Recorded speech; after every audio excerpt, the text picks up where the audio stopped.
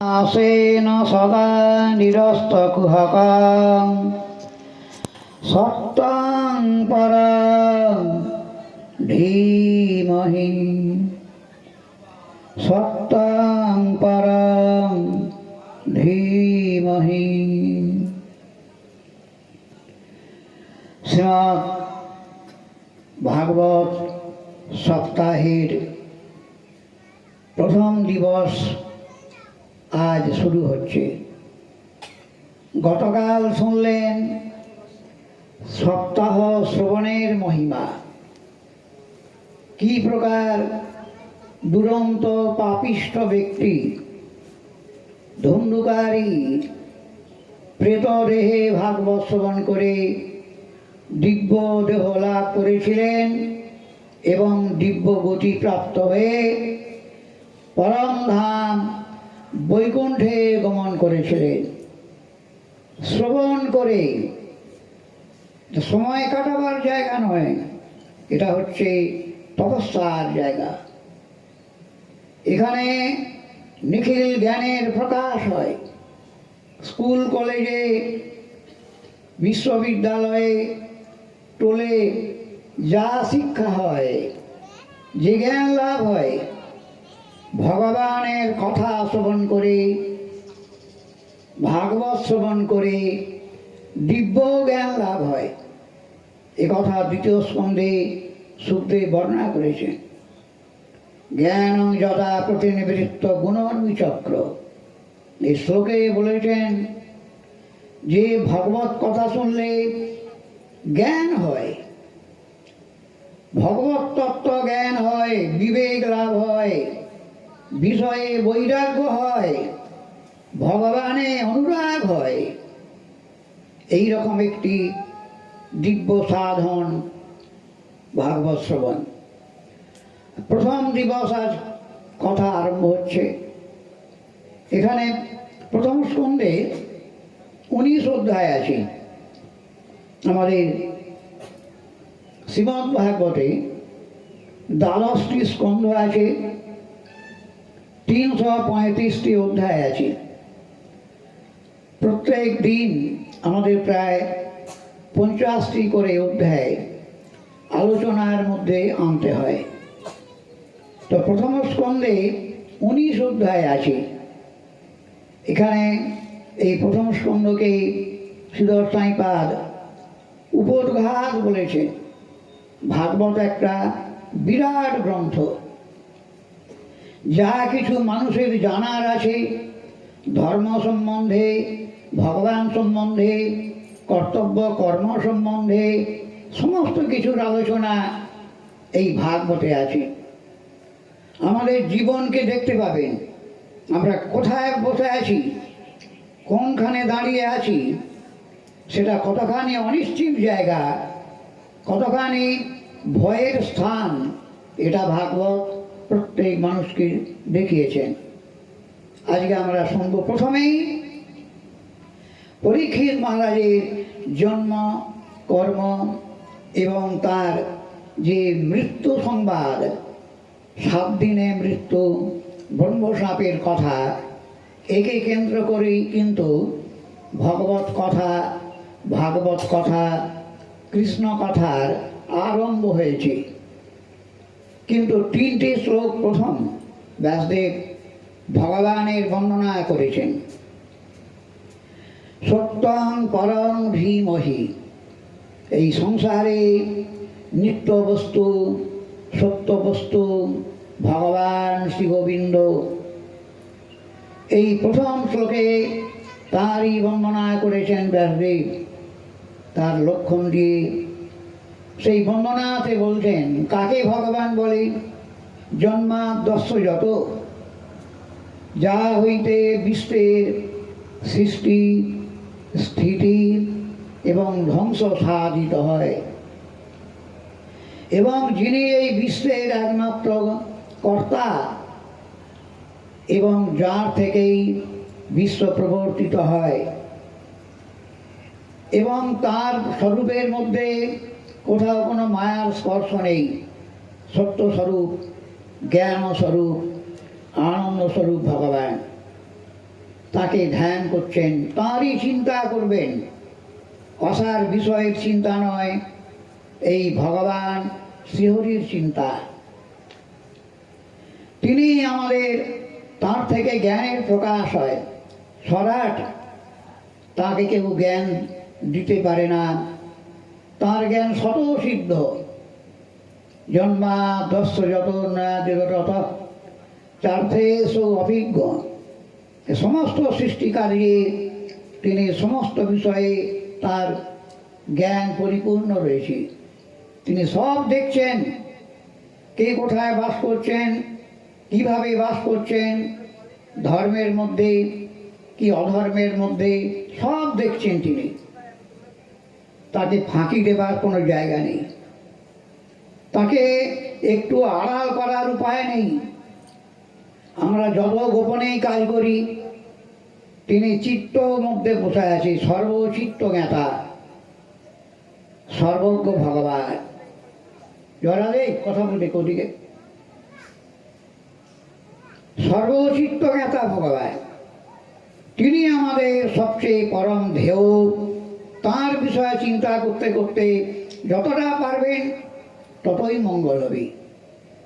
সেখানে প্রথমেই বলতেন সেই ভগবান শ্রীকৃষ্ণ, যিনি জ্ঞান দান করেছিলেন, বেদ যিনি প্রকাশ করেছিলেন ব্রহ্মার হৃদয়ে। কিসের দ্বারা? হৃদয় ব্রহ্মতে এনে সংকল্পের দ্বারা ব্রহ্মাকে বেদ পড়িয়েছিলেন ভগবান। কে সেই ভগবান? সত্যং পরং ধীমহি। এই শ্লোকে পরশব্দে কৃষ্ণ নিরূপণ। স্বয়ং ভগবান শ্রীকৃষ্ণ চৈতন্যদেব এই শ্লোকের ব্যাখ্যা করেছিলেন। তিনি ব্যাখ্যাতে বলেছেন, পরশব্দে কে? পরশব্দে পরতত্ত্ব ভগবান শ্রীকৃষ্ণ। ব্যাসদেব তাঁরই বর্ণনা করেছেন, তাঁরই মহিমাকে প্রতিপাদন করেছেন। ব্যাসদেব যখন তিনি লিখেছিলেন, অনেক রচনা করেছিলেন। অথ নানা পুরাণ শাস্ত্র প্রবন্ধই স্থিত প্রসক্তি মলভবান স্তত্র তত্র অপরিতস্বন নারদপদে শত। শ্রী ভগবদ গুণবর্ণন প্রধানম শ্রী ভাগবত শাস্ত্রম প্রাবিশুর বেদব্যাস স্তৎপ্রত্যুহ নিবৃত্তাদি সিদ্ধয়ে তৎপ্রতিপাদ্য পরদেবতা অনুস্মরণং লক্ষ্মণং মঙ্গলমাচরতি জন্মাদ্যস্যেতি। আমাদের এই ভাগবতের ব্যাখ্যাকর্তা অনেক এসেছেন, তাদের মনীষা দ্বারা ভাগবতের নিগূঢ় অর্থকে প্রকাশ করেছেন। এদের মধ্যে শ্রীধর সাঁইপাদ একজন অন্যতম আচার্য। তিনি এই শ্লোকটির ব্যাখ্যা ভূমিকায় লিখেছেন এই কথাটা, যে নানা শাস্ত্র পুরাণ প্রবন্ধ লিখেও ব্যাসদেবের মনে তৃপ্তি হয় না, শান্তি লাভ করতে পারেন না, কোনো হেতুও বুঝতে পারেননি। নারদপদে শত, দেবর্ষি নারদের উপদেশে তিনি বুঝতে পারলেন ভগবানের মহিমা জ্ঞান সবার উপরে। ভগবানকে না জানা পর্যন্ত সেই জ্ঞান অপূর্ণ। ভগবানের মহিমা জ্ঞান, আমরা টাকা পয়সার মহিমা, সোনা হিরে মণি মুক্তার মহিমা জানি, কিন্তু ভগবানের মহিমা আমরা জানি না। তার করুণা, তার মহিমা কি প্রকার, সেটা ব্যাসদেবকে বলছেন তোমার রচনার মধ্যে লেখা হয়নি, অন্যান্য পুরাণে কিছু কিছু লিখেছ। সেই জন্য দেবর্ষি নারদের উপদেশে জানতে পারলেন ভগবানের মহিমা বর্ণন, ভগবানের গুণের বর্ণনা না লিখলে সেই জ্ঞান অপূর্ণ হয়। তখন তিনি এই ভাগবত লিখলেন। কি জিনিসটা? শ্রী ভগবদ গুণ বর্ণন প্রধানং শ্রী ভাগবত শাস্ত্রম। এতে কি বর্ণনা আছে না? ভগবানের গুণের বর্ণনা, ভগবানের মহিমা নানা উপাখ্যানে, ভক্ত প্রসঙ্গে, ভক্ত চরিত্রে নানাভাবে এই কেবল ভগবানেরই গুণের বর্ণনা করা হয়েছে। তাকে জানতে পারলেই সব জানা হয়ে যাবে, তাকে পেলেই সব পাওয়া হয়ে যাবে। সেই দেবর্ষি নারদের উপদেশে শোনার পর তারপর তিনি লিখছেন, সেই ভগবানের বর্ণনা করলেন। প্রতিবাদ এখানে ভগবানকে প্রতিপাদন করেছে। এই শ্লোকটি মর্ম কি জানেন? সোজা কথা আমি এখন বাংলায় বলছি। আমি শ্রী শ্রী জি গোস্বাইপাদ তিনি লিখেছেন এই শ্লোকটার একটা মূল অর্থ। তদেবং সর্বসত্তা প্রদং সর্বাধিষ্ঠানং সর্বদোষ অস্পৃষ্টং স্বরূপসিদ্ধ সর্ব জ্ঞানাদি সমবেদং সর্বকর্তৃমোক্ষদাত্রী চ সত্যানন্দানন্দ জ্ঞান স্বরূপং পরম ধেয়মিতি বাক্যার্থ।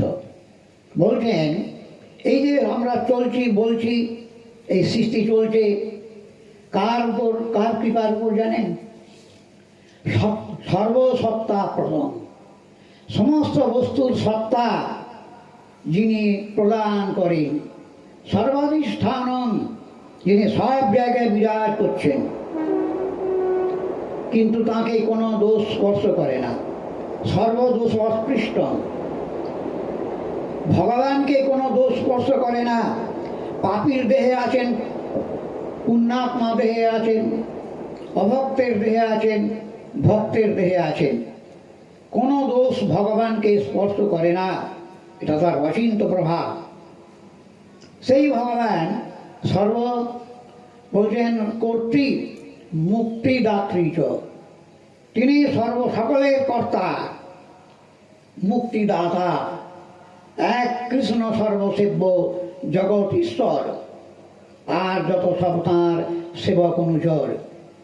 এক কৃষ্ণ সর্বাশ্রয়, কৃষ্ণ সর্বধাম, কৃষ্ণের শরীরে সর্ববিশ্বের বিশ্রাম।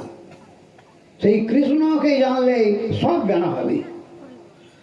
তারই বর্ণনা করেছেন এই শ্লোকে ব্যাসদেব।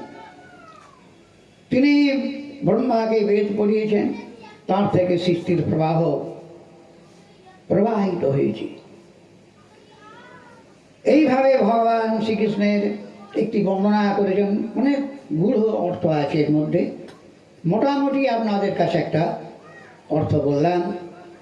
শ্রীকৃষ্ণকে জানা, যদি আপনি না জানতে পারেন, এই জপ টপ করছেন আপনি, কার মন্ত্র জপ করছেন, কার পুজো করছেন? আপনি কৃষ্ণের পূজা করছেন, রাধা কৃষ্ণের পূজা করছেন, এবং তিনি গৌর রূপে শ্রীচৈতন্য রূপে আবির্ভূত হয়েছেন, তাকে পূজা করছেন।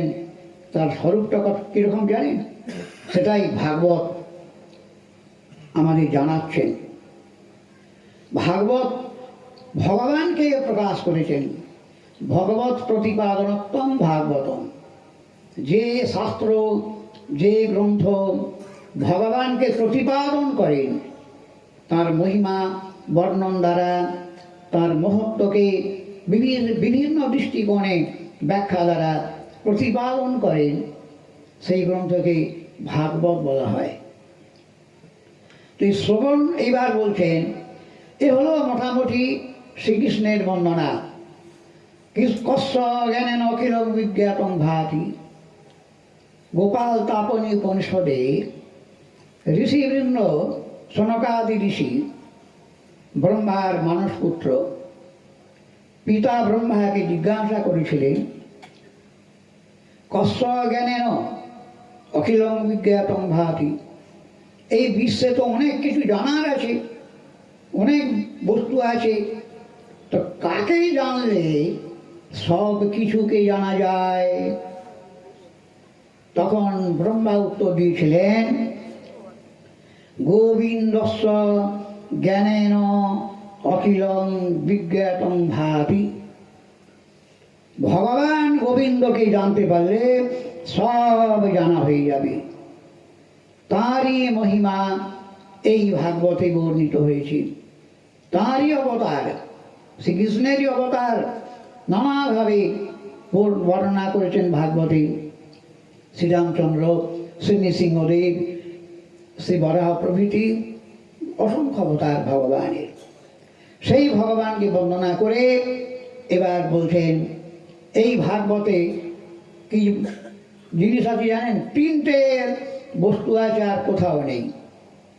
এই ভাগবতে যে ধর্ম বলা হয়েছে, ধর্ম প্রজ্জিত কৈতবত্র পরম নির্মৎসরণাং শতাং, দ্বিতীয় শ্লোকে বলছেন পরম ধর্ম, যে ধর্মের মধ্যে কোনো চাতুরি নেই, কোনো ছলনা নেই, কোনো কপটতা নেই, কেবল ভগবানকে আরাধনা করছেন, এই পরম ধর্ম এই ভাগবতে নিরূপিত হয়েছে।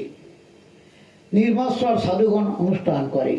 তারপর বলছেন এই ভাগবতে বাস্তব বস্তু, এখানে তার জ্ঞান লাভ হয়। ভাগবত শুনলে বেদং বাস্তবম, বাস্তব বস্তু কি?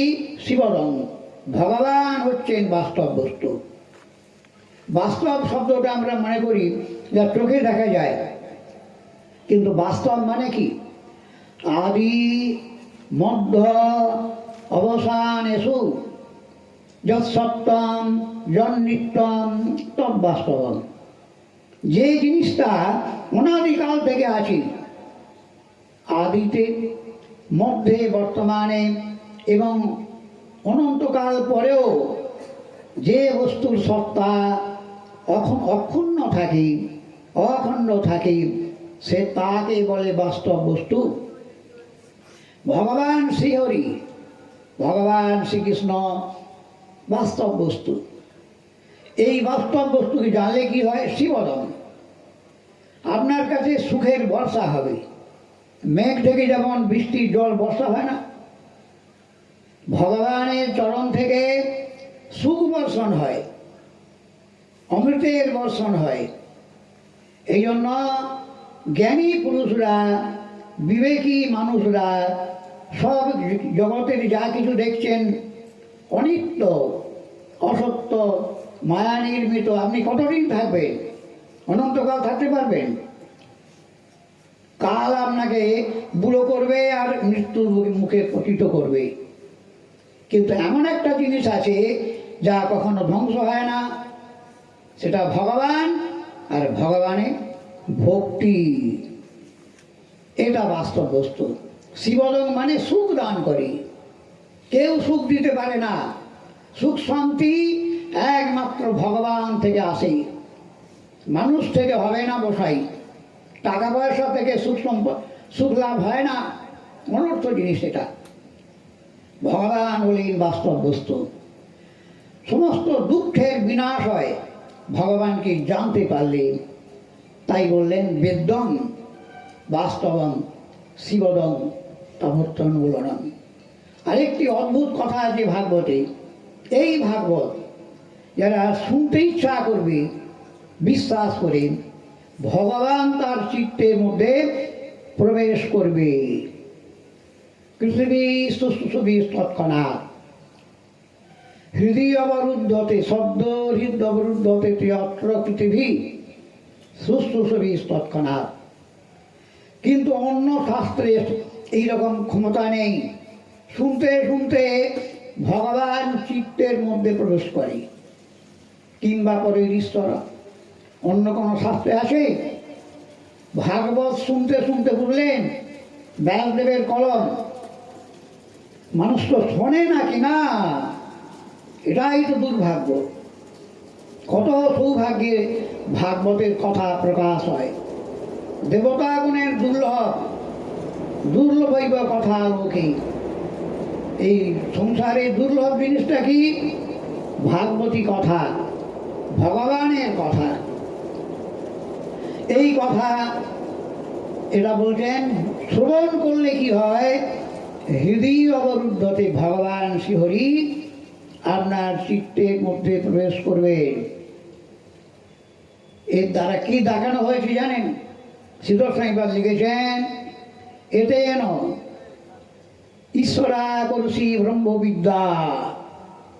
এই ভাগবতের একটি নাম দিচ্ছেন, এটা ব্রহ্মবিদ্যা।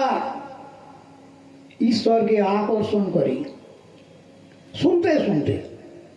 তারপরে দিয়েছেন তৃতীয় শ্লোকে ব্যাসদেব বলতেন অমৃতেও এটা পিবত ভাগবতম রসমালয়ম, এটা আনন্দের জিনিস, সুখের বস্তু। ভাগবত কথাটা সুখের জিনিস। এটা নিগমকল্পতর গলিতম ফলম সুখমুখাত অমৃততব সংযুতম। এর রূপকেই বলেছেন সমস্ত বেদ বৃক্ষের সুপরিপক্ক ফল শ্রীমদ্ ভাগবত। রসময় ফল বাদ দেবার কিছু নেই, সবটাই অমৃত। আপনারা নিরন্তর পান করুন। পান করা কি? ভাগবত রস কি করে পান করবেন? দুই কর্ণ দ্বারা শ্রবণ করার নামই হচ্ছে কথা অমৃত পান করা।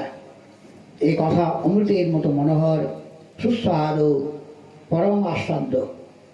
এইভাবে 3টি শ্লোকে মোটামুটি একটা বিবৃতি দিলেন ভাগবতের পরিচয়। এবার উপাখ্যান বলছেন। উপাখ্যানের মধ্য দিয়ে প্রশ্নোত্তরে বিষয়টা আপনাদের কাছে উপস্থাপিত করছেন। ওম নৈমিষে নিমিষ ক্ষেত্রে ঋষয় সৌনকাদয় সত্রং স্বর্গায় লোকায় সহস্রতম মাসত। নৈমিষারণ্যে গতকাল আপনাদের কাছে ব্যাখ্যা বলেছিলাম, সেই নৈমিষারণ্যে 60,000 ঋষির সমাবেশ হয়েছে। এটার নাম হরিক্ষেত্র। অনিমেষ একটা ভগবানের নাম। ভগবানের চোখের পাতা পড়ে না, সব সময় দেখছেন, ফাঁকি দেবার জায়গা নেই। অনিমেষ একটা ভগবানের নাম। অনিমিষে ক্ষেত্রে নৈমিষী, সেই নৈমিষারণ্যে ঋষিদের একটা সংকল্প হয়েছে, আমরা 1000 বৎসর যজ্ঞ করব। 1000 বৎসর যজ্ঞ। সেই যজ্ঞে দীক্ষিত হয়ে আরম্ভ করেছেন 1000 বৎসরের যজ্ঞ। কি সেটা? হরি কথা হবে, আর বিষ্ণুলোক আমরা যাতে পেতে পারি, ভগবত ধাম যাতে আমরা পেতে পারি, সেই বিষ্ণুলোক, সেই যজ্ঞ আমি শুরু করলেন। সেখানে ঋষিগণের সমাবেশ। সুতমণি সেখানে আগমন করে। সুতমণিকে জিজ্ঞাসা করছেন ঋষিগণ, দেখো শান্তি সবাই চায়। পুংসাম একান্তত শ্রেয় স্তন্য সংসিত মহর্ষি 6টা প্রশ্ন করেছিলেন। মানুষের কল্যাণ মঙ্গল জিনিসটা কি তুমি আমাদের যথার্থ বলবে। তুমি সব শাস্ত্র পড়েছ, বেদ উপনিষদ সব কিছু তুমি জানো, অতএব একান্ত কল্যাণ কিসে লাভ হয়? আর চিত্ত পরাশান্তি লাভ করবে। ব্রুহি ভদ্রায় ভূতানাং জনাত্মা সুপ্রসিদ্ধতি। আমাদের মন প্রসন্ন হবে কিসের দ্বারা? আগে বলো। আপনার টাকা আছে, পয়সা আছে, সম্পত্তি আছে, যদি মনে শান্তি না হয় সব মাটি না। বলতেন মনে শান্তি লাভ হবে, পরাশান্তি সবার। সেই ধর্মটা কি, সেই সাধনটা কি? যেন আত্মা প্রসিদ্ধতি। এবার বলছেন, আমরা শুনেছি কৃষ্ণ দেবকী মার গর্ভে এসেছেন।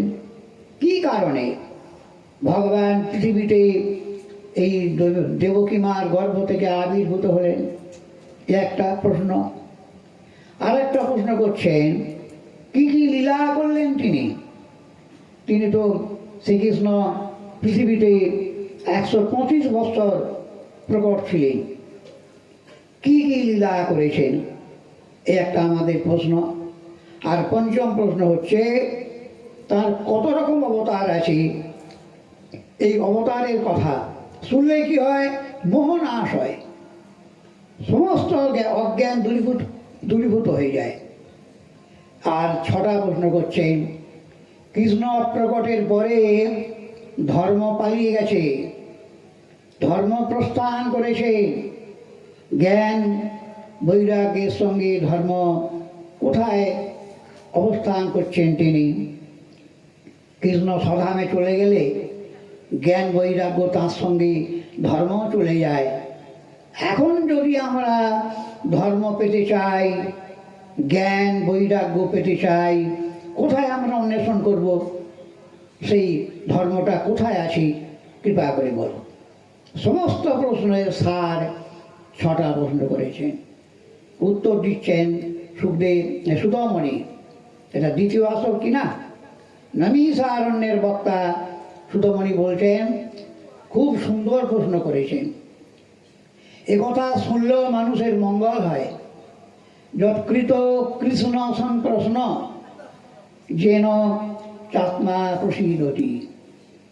এ মানুষের কথা নয়, পাড়ার লোকের কথা নয়, দেব দেবীদের কথা নয়। আপনারা জিজ্ঞাসা করেছেন কৃষ্ণ সম্পর্কিত প্রশ্ন। এই প্রশ্নটা কেউ যদি প্রশ্নটাই শুধু শোনে তাহলেও তার মঙ্গল হয়। তাহলে কি বোঝানো হলো? ভাগবতে প্রতিপাদন করছে কাকে? কৃষ্ণের মহিমাকে এই ভাগবত প্রতিপাদন করছেন। কৃষ্ণ বিষয়ক প্রশ্ন এগুলো সবার উপরে, এর উপরে আর কিছু নেই। তারপর বলছেন, শুনুন, যদি ধর্ম আপনারা করেন, কর্ম করেন, যজ্ঞ করেন, দান করেন, উপবাস করেন, ভগবানের কথাতে যদি রতি না হয়, শ্রময় বহি কেবলম, ভগবানের কথাতে রুচি, এই যে আপনারা শুনবেন তো মন দিয়ে, 2 মিনিটেই রতি বলেন তো কিছু বুঝতে পারেনি বাবা, ওষুধটা খাবার সঙ্গে সঙ্গে কি কাজ হয়ে যায়? একটু সময় দিতে হয় না? সেই রকম মন দিয়ে শুনতে হবে। এখানে আপনাদের কথা বলছে, এটা অন্য লোকের কথা নয়। মানুষের কল্যাণের জন্য, মঙ্গলের জন্য সুতমণি বর্ণনা করেছেন, সুখদেব বর্ণনা করেছেন। পরীক্ষিত সুতমণি বলেছেন, যস্যানুভাব অখিল শ্রুতিসারম একমধ্যাত্মদীপম অতিথির শতাং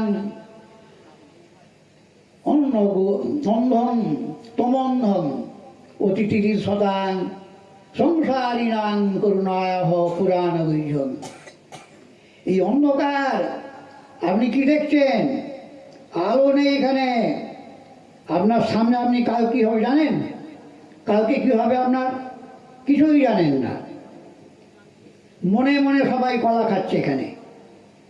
কিন্তু বলতেন যারা উত্তীর্ণ হতে চায়, এই ভয়ঙ্কর সংসার, এখানে মৃত্যু আছে, ব্যাধি আছে, যন্ত্রণা আছে, কত রকম দুঃখ আছে। সেই দুঃখের সমুদ্র থেকে, দুঃখের সাগর থেকে উত্তীর্ণ হতে চায়, কৃপা করে করুণায়া সুখদেব এইসব সংসারী মানুষদের উদ্ধারের জন্য করুণা করে তিনি বলেছেন। টাকা নিতে আসেনি সুখদেব, তিনি কৃপা করে কৃপা করতে এসেছেন। সংসারী মানুষ সংসারে পচে পচে মরছে, জন্মের পর মৃত্যু, মৃত্যুর পর জন্ম চলছে। করুণায় আহ, সেই সুখদেব বর্ণনা করেছেন এই ভাগবত, অদ্বিতীয় শাস্ত্র। এর অদ্ভুত মহিমা। ভগবান নামে যেমন শক্তি আছে, এই ভাগবতের মধ্যে শক্তি আছে অদ্ভুত। এখন সুতমণি বলছেন, মহারাজ, প্রত্যেক মানুষের কোন ধর্মটা শ্রেষ্ঠ জানেন? সবই পুংসান পরো ধর্ম যত ভক্তিরধক শরীর কুর্বন্ত হয়তকিং ভক্তিম। হে মহারাজ, অহৈতুকী ভক্তি যত, যে ধর্ম দ্বারা ভগবানে অহৈতুকী ভক্তি হয়, যেন চাত্মা প্রসীদতি, এর দ্বারা আত্মা প্রসন্ন হয়। অহৈতুকী মানে কোনো চাইবেন না ভগবানের কাছে, আপনি ভগবান দেবে আপনাকে। আপনার কি দরকার ভগবান জানেন না? আপনার জলের দরকার, খাবারের জন্য খাদ্যের দরকার, আপনার বস্ত্রের প্রয়োজন, তিনি সব জানেন। পিতা যেমন পুত্রের কি প্রয়োজন তিনি সব জানেন, সব দেখছেন। ভগবানও তেমনি, তিনি সব জানেন। তার কাছে চাওয়ার কিছু প্রয়োজন হয় না। কেবল তার নাম, তাকে চিন্তা করা, তারই আদেশ পালন করা, এই ধর্মটাই সবচেয়ে মহিমান্বিত। এখানে সুতমনি বলছেন সবাই পুংসাং পর ধর্ম। যত ধর্ম আছে, দুরকম ধর্ম আছে, একটা অপর আর একটা পর। অপর মানে এই লোক ধর্ম, এইসব মুক্তি লাভ হবে, স্বর্গ লাভ হবে, টাকা পয়সা লাভ হবে, এখানেও ধর্ম আছে। এটা অপর ধর্ম, এতে কিছু লাভ হবে না, মৃত্যু থেকে উদ্ধার পাবেন না। কোন ধর্ম আপনাকে যাজন করবে? পর ধর্ম। সবাই পুংসাং পর ধর্ম যত ভক্তিরক্ষরি অহেতুক প্রতিহতা জয়াত্মা সুপ্রসিদ্ধতি। এই ধর্ম যখন যাজন করবেন পরা শান্তি লাভ হবে। আপনারা জানেন প্রহ্লাদ চরিত্র ভাগবতে আছে, ধ্রুব চরিত্র ভাগবতে আছে, অম্বরীশ চরিত্র ভাগবতে আছে। প্রহ্লাদকে হত্যা করার কত চেষ্টা করেছিল হিরণ্যকশিপু, বহুবার আপনারা শুনেছেন। ভক্ত তো আপনারা, কেন মারতে পারিনি? এই ধর্মের জন্য। ভগবানকে আশ্রয় করা। টাকা আপনাকে কিছু দিতে পারবে না, এটা ভেবে ভুলে যান। আপনাকে দেবে পরাশান্তির আলো। এই ভগবানকে আশ্রয় করুন, ঠকবেন না। ভগবানকে নির্ভর করুন, ভগবানকে ভরসা করুন, এর নাম পরম ধর্ম। এইভাবে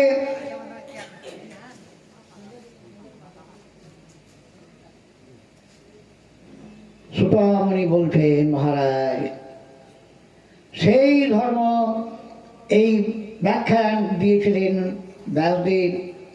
কিন্তু তো এখন সুতমনি এইভাবে তাই অপরা একটা অধ্যায়তে অবতার গণের কথা বললেন। কত রকম অবতার আছে, প্রথম কে অবতার হয়েছে, এইভাবে একটা উত্তর দিয়েছেন সংক্ষিপ্ত। প্রথমে অবতার হয়েছে ব্রহ্মার মানসপুত্র সনকাদি ঋষি। এরা ব্রহ্মচর্য, অখণ্ড ব্রহ্মচর্য শিক্ষা দিয়েছেন, নিবৃত্তি মার্গ শিক্ষা দিয়েছেন সনকাদি ঋষি, প্রথম অবতার। দ্বিতীয় অবতার বরাহদেব, তিনি পৃথিবীর দেবীকে উদ্ধার করেছেন। তৃতীয় সেখানে দেবর্ষি নারদ।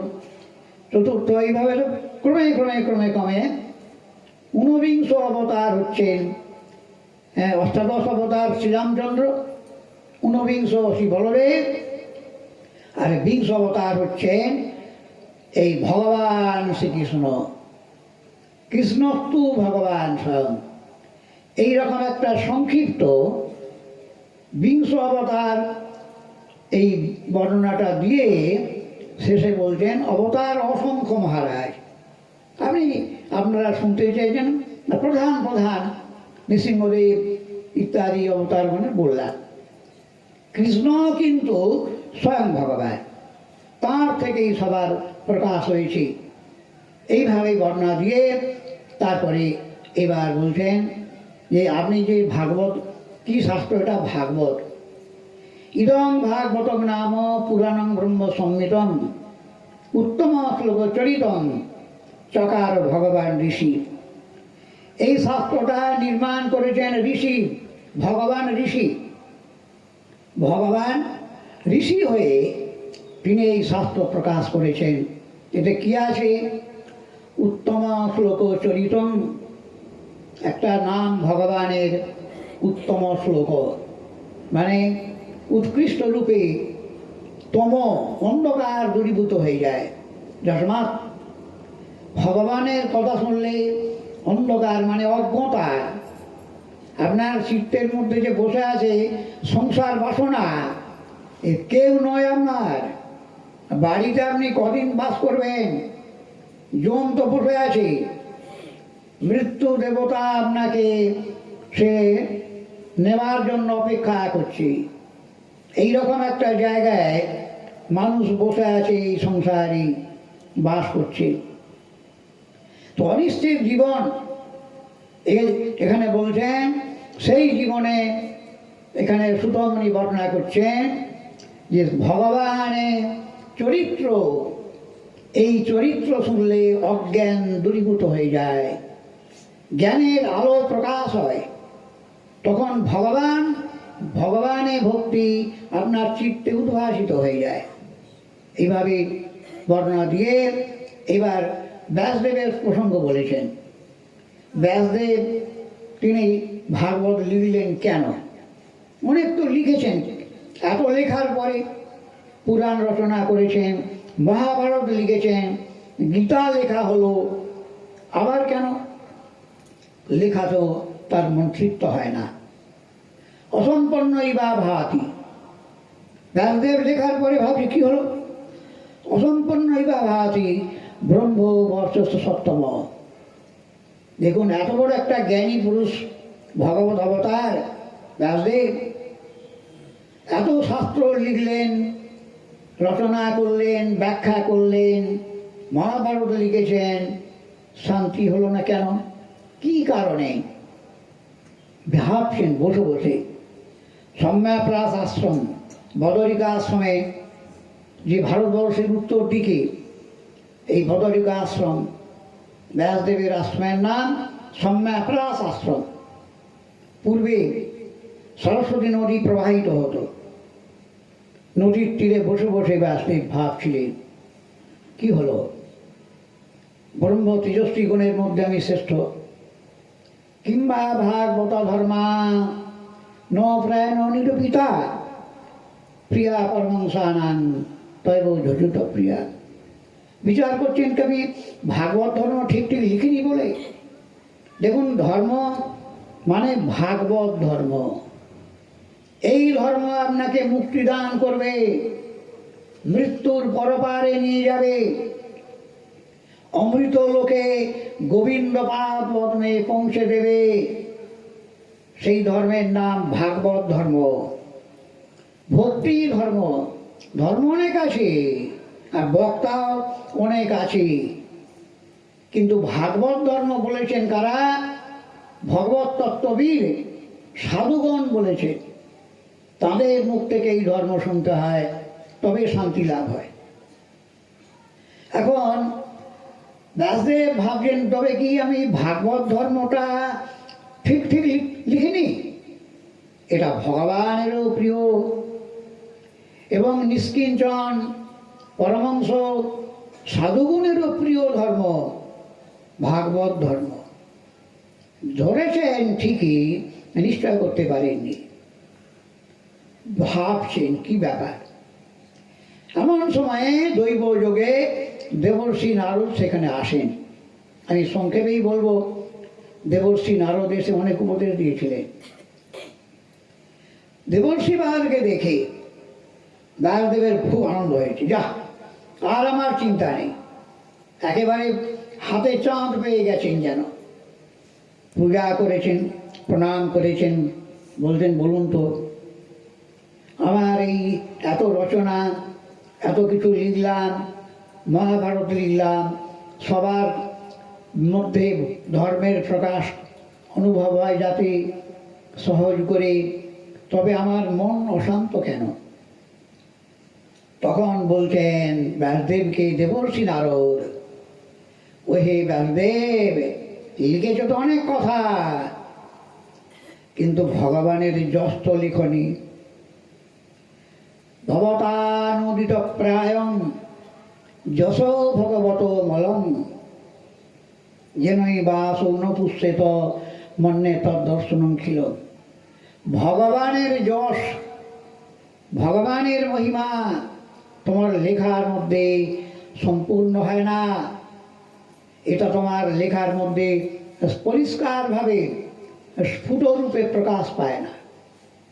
দেখো, ব্যঞ্জন যতই সুন্দর হোক, তেল দিয়েছ, মশলা দিয়েছ, আচ্ছা কষে গরম মশলা দিয়েছ, ঘি দিয়েছ, সব দিয়েছ, লবণ যদি না দাও, কি গো, লবণ বিনা সবজির স্বাদ হয়? আপনারা তো সব মায়েরা রসি করেন, সবাই ভোজন করেন, লবণ কম হয়ে গেলে সব ফিকে হয়ে যাবে, তাই না? ঠিক সেই রকম নিয়ম আসে, নিষ্ঠা আসে, ত্যাগ আসে, বৈরাগ্য আসে, সব আসে যদি ভগবানের মহিমা সেই জ্ঞানের মধ্যে প্রকাশ না পায়। সেই জ্ঞান অসম্পূর্ণ, সেই রচনা অসম্পূর্ণ, সেই ভজন অসম্পূর্ণ। অতএব তুমি ভগবানের লীলা লিখো। এইভাবে ব্যাসদেবকে দেবর্ষি উপদেশ দিলেন। শুধু তাই নয়, বললেন দেখো এই কাদের কাছে তুমি লিখছ, মনে আছে কি? এই কলিযুগের মানুষ ভোগের জন্য ব্যাকুল, ভোগের জন্য, বিষয়ের জন্য, পাবার জন্য ব্যাকুল হয়ে রয়েছে। এতধ্যাত চিত্তানাং মাত্রা স্পর্শিচ্ছায়া মোহ ভব সিন্ধু প্রবোদৃষ্ট হরিচর্যায়ন বর্ণনম। এরা কি করে মুক্তি লাভ করবে? এরা বনে গিয়ে ধ্যান করতে পারবে?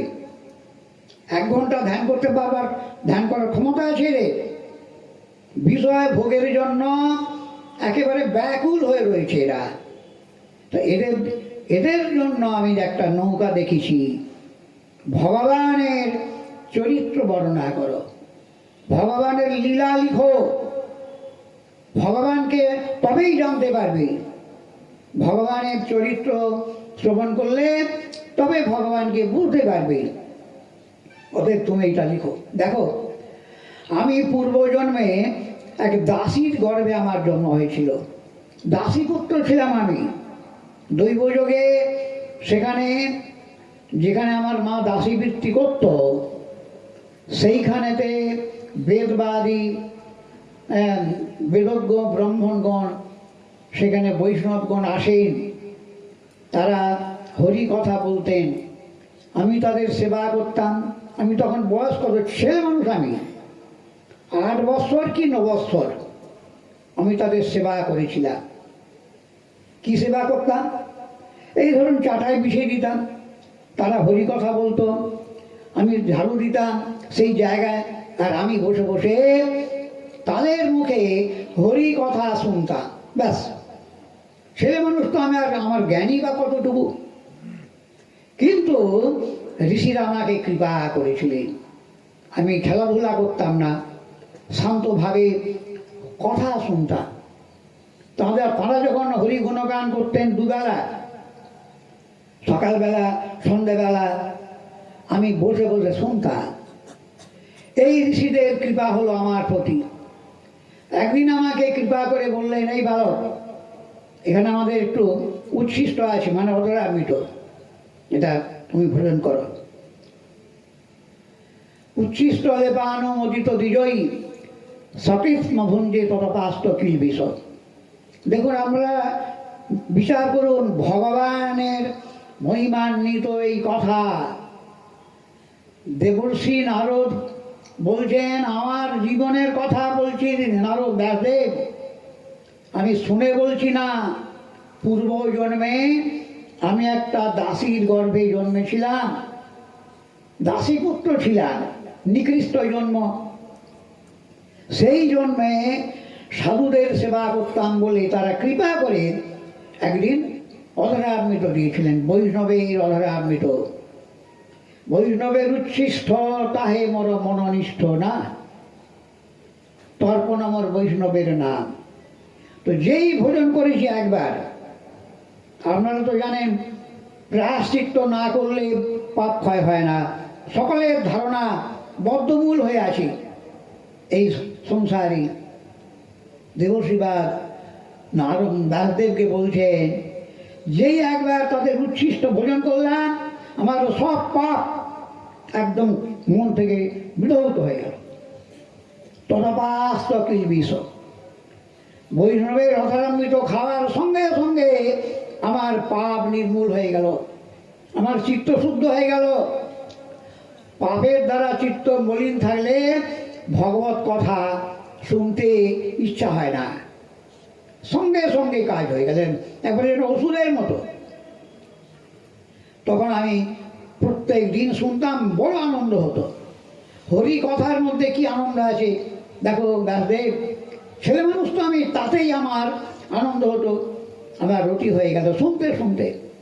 তখন যারা চলে যাবে, এবার 4 মাস হয়ে গেছি, চাতুর্মাস উপলক্ষে এতদিন ছিলেন, চলে যাবেন যখন, তখন আমাকে কৃপা করে গেলেন একজন বিজ্ঞ, যাদের ওই সাধুদের মধ্যে যিনি শ্রেষ্ঠ ছিলেন, কৃপা করে আমাকে ভগবত তত্ত্ব জ্ঞান দান করলেন, দীক্ষা দিয়ে দিলেন।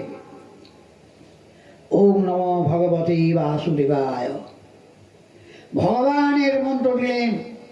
যেই দীক্ষা দিয়ে তারা চলে গেলেন, আর আমার ভজন করার জন্য আকাঙ্ক্ষা বেড়ে গেল। দেখুন, দাসী পুত্র ছিলাম আমি, সেই জন্মে হরি কথা শুনে আমার প্রেম ভক্তি লাভ হলো।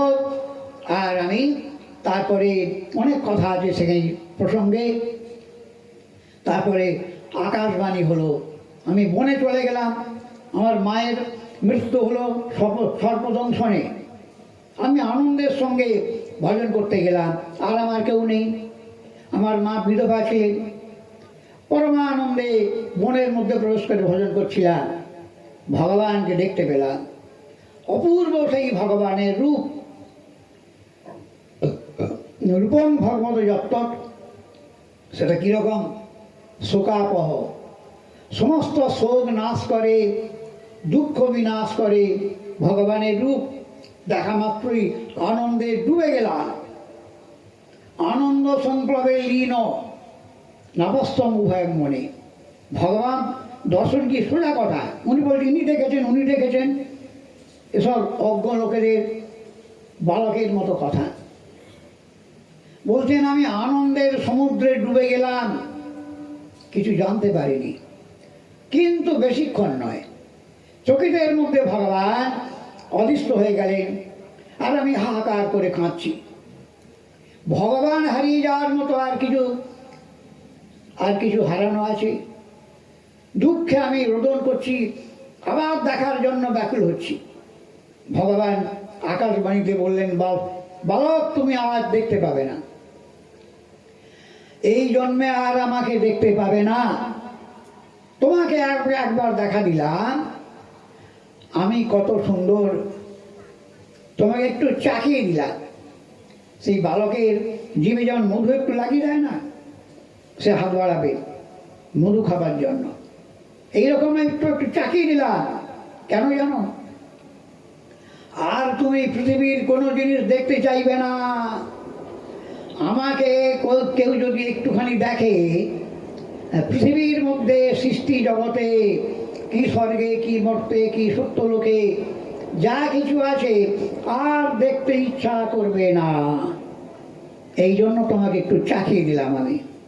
শোনো, তুমি এই দেহ ত্যাগ করার সঙ্গে সঙ্গে আমার দেহে প্রবেশ করবে, ব্রহ্মার থেকে তোমার জন্ম হবে, তুমি আমার পার্শ্বরূপে বিখ্যাত হবে, তোমাকে দেবর্ষি নারদ বলে বিশ্বে তোমার নাম প্রতিষ্ঠিত হবে, আর তুমি কখনো আমাকে ভুলবে না। দেবর্ষি নারদ এবার ব্যাসদেবকে বললেন, হরি কথা শুনে দাসীপুত্র থেকে এখন ব্রহ্মার পুত্র হয়েছে আমি, এখন ভগবানের পার্ষদ হয়েছে আমি হরি কথা শুনে। এটাই সবচেয়ে উত্তম সাধন।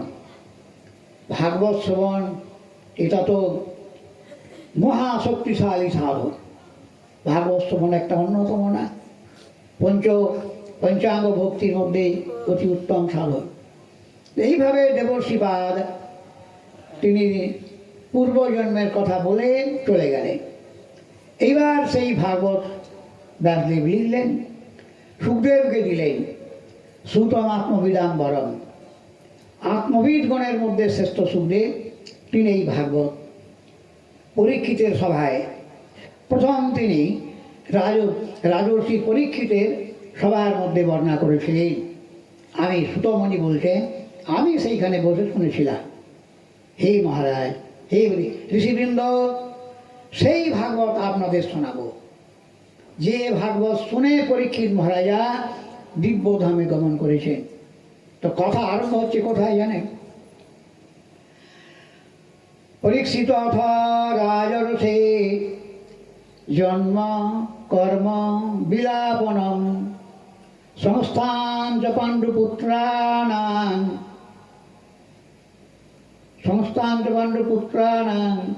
এখানে পাণ্ডুপুত্রগণের যে সংস্থা মানে মহাপ্রস্থান বৎসে কৃষ্ণ কথোদয়ম, প্রকৃত কৃষ্ণ কথাটা এখানে শুরু হচ্ছে। পরীক্ষিতের জন্ম, যাকে কেন্দ্র করে ভাগবত এসেছেন তার জন্ম কথা, তার ব্রহ্মসাপের কথা এখান দিয়ে বর্ণনা হচ্ছে। তো পরীক্ষিতের জন্ম হয়েছে, অভিমন্যুর পুত্র হচ্ছে পরীক্ষিত, অর্জুনের পুত্র অভিমন্যু, আর অভিমন্যুর পুত্র হচ্ছেন মহারাজ পরীক্ষিত। এই পরীক্ষিতের জন্ম কর্ম, তার যে মৃত্যু সংবাদ আছে, এখান থেকে কৃষ্ণ কথা আরম্ভ হচ্ছে। যখন তিনি মাতৃগর্ভে ছিলেন পরীক্ষিত, তখন তো সব যুদ্ধ সমাপ্ত হয়ে গেছে, কুরুক্ষেত্রে মহাযুদ্ধ সমাপ্ত হয়ে গেছে, ভীমের গদায় দুর্যোধনের উডুভঙ্গ হয়ে গেছে, ধৃতরাষ্ট্রের শতপুত্রের বিনাশ হয়েছে। পরীক্ষিত মহারাজা তখন মাতৃগর্ভে, সেই সময়ের কথা, সম্রাট হয়েছেন যুধিষ্ঠির মহারাজ, কৃষ্ণ আশ্রিত পঞ্চপাণ্ডব, কৃষ্ণ ছাড়া কিছু জানে না। এখন যে কৃষ্ণ বহুদিন হস্তিনাপুরে ছিলেন, এবার দ্বারকায় যাবেন, আর কোনো চিন্তা নেই, পাণ্ডবগণ নির্বিঘ্নে রাজ্য করবেন। যুধিষ্ঠির মহারাজ সম্রাট হয়েছেন, এবার বিদায় নিয়ে আর রথে আরোহণ করবে। উদ্ধব এসেছেন, আর রথে যাবেন, রথে করে দ্বারকায় যাবেন আর কি, হস্তিনাপুর থেকে কৃষ্ণ দ্বারকায় যাবে। বিদায় পর্ব শেষ হয়ে গেছে, রথে উঠবেন, এমন সময়তে উত্তরা দেবী ব্যাকুল হয়ে ছুটে আসছে, পাহি পাহি মহাযোগিন দেব দেব জগৎপতি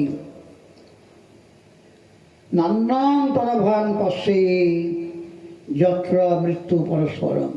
এই শ্লোকটাকে ভারী সুন্দর কথাটা বলেছেন। হে জগদীশ্বর, হে মহাযোগেশ্বর, হে দেবতাগণের দেবতা, আমাকে রক্ষা করো, পাহি পাহি, আমাকে রক্ষা করুন বলে কৃষ্ণের দিকে আসছে, দৌড়তে দৌড়তে আসছে, ছুটতে ছুটতে আসছে।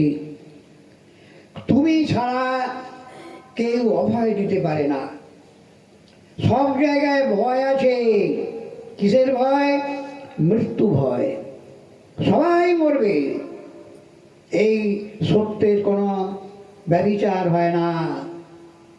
ভাগবত সত্যকে কেন্দ্র করেই প্রতিষ্ঠিত হয়েছে, এই গল্প বলতে আসেনি, মিথ্যা কথার কোনো এখানে স্থান নেই, কল্পনা নয়, বাস্তব সত্য।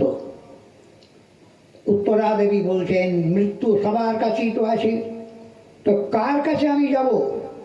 কে আমাকে অভয় দেবে? হে গোবিন্দ, তোমার অভয় পাদপদ্ম আশ্রয় করলে মৃত্যু সেখানে আসতে পারে না। গোবিন্দার মৃত্যু বিভীতি। সনকাদি ঋষি প্রশ্ন করেছিলেন, হে পিতা ব্রহ্মাকে, কস্মাৎ মৃত্যু বিভীতি, মৃত্যু ভয় পায় কাকে? তখন ব্রহ্মা উত্তর দিয়েছিলেন, গোবিন্দার মৃত্যু বিভীতি। গোবিন্দ ভগবান কৃষ্ণকে মৃত্যু ভয় পায়, এবং ভগবানকে যে আশ্রয় করে তাকেও মৃত্যু মারতে পারে না, যম তার কাছে আর ঘেঁষতে পারে না। বুঝলেন? এ দিব্য সাধন একটা, ঠুনকো নয়, ছুঁয়ে দিলে নষ্ট হয়ে যাবে। ভক্তির সাধন, ভগবানের মহিমার বর্ণনা দিচ্ছে ভাগবত। এখানে উত্তরা দেবী কৃষ্ণের কাছে যখন এইভাবে নিকটে গিয়ে পৌঁছেছেন, কি হয়েছে, কি ব্যাপারটা কি? একটা শুল জ্বলন্ত লৌহদণ্ড তার দিকে দৌড়ে তার দিকে আসছে বেগে, যেন এখনই উত্তরা দেবীকে ভস্ম করে দেবে। জ্বলন্ত লৌহদণ্ড, এই ব্রহ্মসাপ, ব্রহ্মতেজে নির্মিত এই মৃত্যুবাণের মতো আসছে উত্তরা দেবীর দিকে। দেখতে পেয়ে ভয়েতে ছুটে এসেছেন কৃষ্ণের কাছে। কেউ রক্ষা করতে পারবে না। দেখুন, উত্তরা দেবী বুদ্ধি আছে বটে একটা, মেয়ে ছেলে হলে কি হবে, বুদ্ধির মহিমা দেখুন কারো কাছে যায় না। গান্ডীবধারী অর্জুন তার কাছেও যায় না, গদাধারী ভীম তার কাছেও যায় না, গেছে কার কাছে? কৃষ্ণের কাছে। মানুষ তো মানুষের কাছে যাচ্ছে, কে দেবতাদের কাছে যাচ্ছে, গোবিন্দের কাছে কেউ যায় না। দুর্ভাগ্য আর কি। তখন ভগবান সব বুঝতে পারলেন, ওহো, অশ্বত্থামা প্রেরণ করেছে এই ব্রহ্মাস্ত্র, এটা ব্রহ্মতেজে নির্মিত। পঞ্চপাণ্ডবগণ দেখতে পাচ্ছে, কেবল উত্তরা দেবী দেখছে না, আরো পঞ্চপাণ্ডব দেখছেন, তাদের দিকেও 5টা বাণ আসছে। সবাই অস্ত্র নিয়েছে, ভীম গদা নিয়েছে, গান্ডীবধারী অর্জুন শস্ত্র ধারণ করছে। তখন শ্রীকৃষ্ণ সব জানতে পারলেন, পাণ্ডবগণের এখন বিপদের জায়গা বটে। পাণ্ডবগণ দেখছেন, তখন শ্রীকৃষ্ণ সবাইকে নিবারণ করলেন। এই গান্ডীব দিয়ে কিছু হবে না, গদা দিয়ে কিছু হবে না। অশ্বত্থামা ব্রহ্মাস্ত্র নিক্ষেপ করেছে পাণ্ডব বংশকে নাশ করার জন্য। পৃথিবী থেকে পাণ্ডব শব্দকে একদম মুছে দেবে, এই সংকল্প নিয়ে ভয়ঙ্কর নিষ্ঠুর অশ্বত্থামা ব্রহ্মাস্ত্র প্রয়োগ করেছে। কৃষ্ণ সব বুঝতে পারলেন, তিনি সুদর্শন চক্র দ্বারা ব্রহ্মাস্ত্র নিবারণ করলেন আর উত্তরা দেবীর গর্ভে প্রবেশ করে গর্ভকে রক্ষা করলেন। এই জন্য পরীক্ষিতের একটা নাম বিষ্ণুর আতর।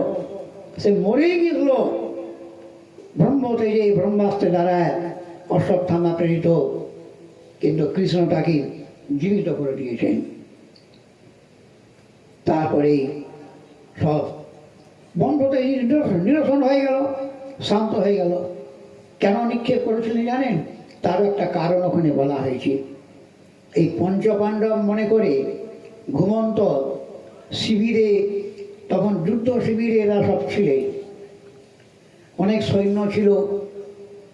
ধৃষ্টদ্যুম্ন পাণ্ডবদের সেনাপতি, তিনিও ছিলেন। গভীর রাত্রে এই অশ্বত্থামা শিবির আক্রমণ করে। সেই নিশীথে ঘুমন্ত অবস্থায় নিবৃত ছিল সবাই। অশ্বত্থামা সেই নিষ্ঠুর, সেই ঘুমন্ত সমস্ত দ্রৌপদীর পুত্রগণকে বিনাশ করেছিলেন পঞ্চপাণ্ডব মনে করে। পঞ্চপাণ্ডবকে নিয়ে কৃষ্ণ হস্তিনাপুরে চলে গেছিলেন, শিবিরে সেদিন ছিলেন না। আর দ্রৌপদীর পঞ্চপুত্র সেখানে ছিলেন, তাদের বিনাশ করেছিলেন। তখন সকালবেলা যখন সব জানা গেল, হাহাকার পড়ে গেল। দ্রৌপদী দেবী রোদন করছিলেন। তখন অর্জুন বললেন, যে তোমার পুত্র হত্যা করেছে তাকে আমি তোমার কাছে নিয়ে আসবো, তার ছিন্ন মস্তকে রক্তের মুখে স্নান করবে তুমি। এই বলে চলে গেলেন অশ্বত্থামাকে বন্দি করতে। অশ্বত্থামাকে বন্দি করে নিয়ে এলেন, চোরের মতো বাঁধা। দ্রৌপদী দেবী তখন বলেছিলেন, আরে একে ছেড়ে দাও, ছেড়ে দাও। দেখুন এরা কিরকম এদের চরিত্র দেখুন। 5টা পুত্রকে বিনাশ করেছে অশ্বত্থামা। দ্রৌপদী দেবী তবুও বলছেন, এই যে আপনার গুরুপুত্র, গুরুদেবের পুত্র, একে ছেড়ে ছেড়ে। তারপরে ভীম তো খুব গর্জন করছেন। কৃষ্ণ বললেন, দেখো যে ব্যক্তি আততায়ী তাকে বিনাশ করা উচিত। আর ব্রাহ্মণ হলে কি হবে? ব্রাহ্মণ কিন্তু বধের যোগ্য নয়। তাহলে ব্রাহ্মণ বটে, আততায়ী বটে, দুরকম শাস্তি কি করে হবে? তো ব্রাহ্মণের একটা দণ্ড আছে, শারীরিক দণ্ড নেই। আগেকার দিনে নীতি ধর্মের উপরে রাষ্ট্র চলত। শ্রীকৃষ্ণ বললেন, দেখো আততায়ী যেহেতু বদ্ধ, ব্রাহ্মণ কিন্তু বদ্ধ নয়, তুমি বিচার করে কাজ করবে। তখন কি করলেন? মুন্ডন, ধন অপহরণ আর স্থান থেকে নিষ্কাশন, এটা ব্রাহ্মণের দণ্ড। অশ্বত্থামা ব্রাহ্মণ যেহেতু বধ করা যাবে না, অশ্বত্থামার মস্তক মুন্ডন করলে তার মাথায় মণি ছিল একটা। ধন অপহরণ মানে ওই মণিটাকে অর্জুন মস্তক ছিন্ন করে তার কিছুটা অংশকে ছিন্ন করে মণিটা বার করে নিলে, আর ঘাড় ধাক্কা দিয়ে শিবির থেকে বার করে দিলে। সেই অপমানিত অশ্বত্থামা পাণ্ডব বংশ একবারে পৃথিবী থেকে নিশ্চিহ্ন করবে এই সংকল্প নিয়ে বিনাশ করেছিলেন। কিন্তু ভগবান যাকে রক্ষা করে, এই কথাটা ভালো করে আপনারা জেনে রাখবেন। ভগবান যাকে রক্ষা করে, বিশ্বে এমন কোনো শক্তি নেই তাকে বিনাশ করতে পারে, যমের ক্ষমতা নেই তাকে মারতে পারে। ভগবান শ্রীহরির মহিমায় এই ভাগবতে বর্ণিত হয়েছে। সুখদেব বর্ণনা সুতমণি বলছেন, এইভাবে পঞ্চপাণ্ডবদেরকে রক্ষা করেছিলেন ভগবান শ্রীকৃষ্ণ। এখন এইবার রক্ত তৈরি হয়েছে, দ্বারকা যাবেন কৃষ্ণ। অশ্বত্থামার অস্ত্র নিবারণ হয়ে গেছে, সুদর্শন চক্র দ্বারা ব্রহ্মতেজ নিবারণ করেছেন। এখন এটা একটা আশ্চর্য ঘটনা না? গর্ভের মধ্যে কৃষ্ণ প্রবেশ করে সেই গর্ভস্থ বালক পরীক্ষিতকে রক্ষা করেছেন। তখন সুতমণি বলছেন, আরে আপনারা অবাক হচ্ছেন, আপনারা আশ্চর্য হচ্ছেন। এটা তো আশ্চর্য হবার কথা নয়। মা মনস্তাদেবদাশ্চর্যম সর্বাশ্চর্যময় চ্যুতি। সমস্ত আশ্চর্যের আশ্চর্য ভগবান শ্রীহরি, তাঁর সম্বন্ধে কোনো আশ্চর্য হবেন না। মানুষের মতো কোনো সীমিত ক্ষমতা ভগবান নিয়ে আসেননি, তার অনন্ত শক্তি, তার অচিন্ত প্রভাব। তারপরে যাই হোক, এখন শ্রীকৃষ্ণ যেতে পারলেন না। কুন্তি মা হাত দুটো ধরেছে কৃষ্ণের, কৃষ্ণ তুমি চলে গেলে আমরা অনাথ হয়ে যাব। কুন্তি মা কৃষ্ণের স্তব করেছেন, কৃষ্ণায় বাসুদেবায় দেবকী নন্দনায় চ নন্দগোপ কুমারায় গোবিন্দায় নমো নমঃ। হে নন্দগোপের কুমার, হে গোবিন্দ, হে দেবকী নন্দন, তুমি দুই জায়গায় পুত্র। দেবকীর পুত্র বটে, আবার নন্দবাবার পুত্র, যশোদামার পুত্র বটে। তোমাকে প্রণাম করি। দেখো আমার এই বিষয়াসক্তি যাচ্ছে না, অনেক বয়স হয়েছে। পাণ্ডবদের প্রতিও আমার আসক্তি, আমার পুত্ররূপে, আর এই যাদব বংশের প্রতি আমার আসক্তি। তুমি আমাকে এই কৃপা করো যেন তোমার প্রতি আমার অনন্য মতি লাভ হয়, এরকম প্রার্থনা করেছিলেন। তাই যাই হোক, সেদিন আর গেলেন না কৃষ্ণ, আর যেতে পারলেন না দ্বারকায়। তখন যুধিষ্ঠির মহারাজা তিনি শোক সন্তপ্ত ছিলেন।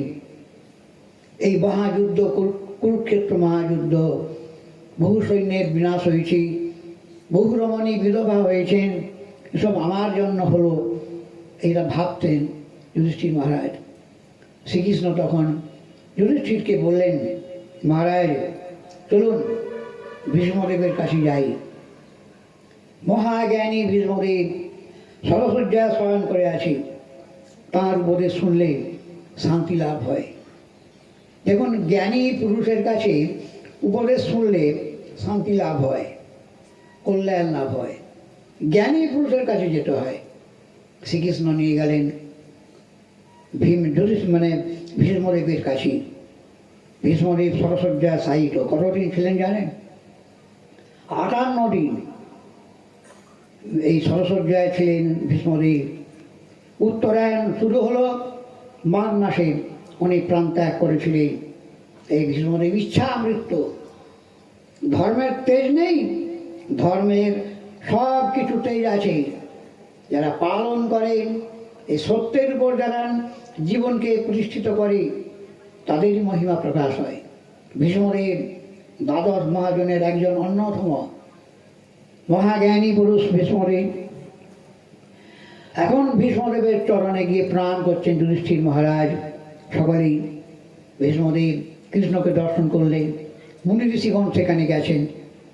ভীষ্মদেবের নির্যান, এটা একটা শ্রীমদ্ ভাগবতের বিশেষ একটা অংশ বটে।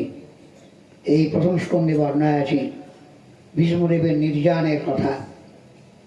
ইচ্ছা মৃত্যু, অখণ্ড ব্রহ্মচর্য পালন করেছিলেন। পিতার সুখের জন্য তিনি বিবাহ করেননি, রাজ্য গ্রহণ করেননি।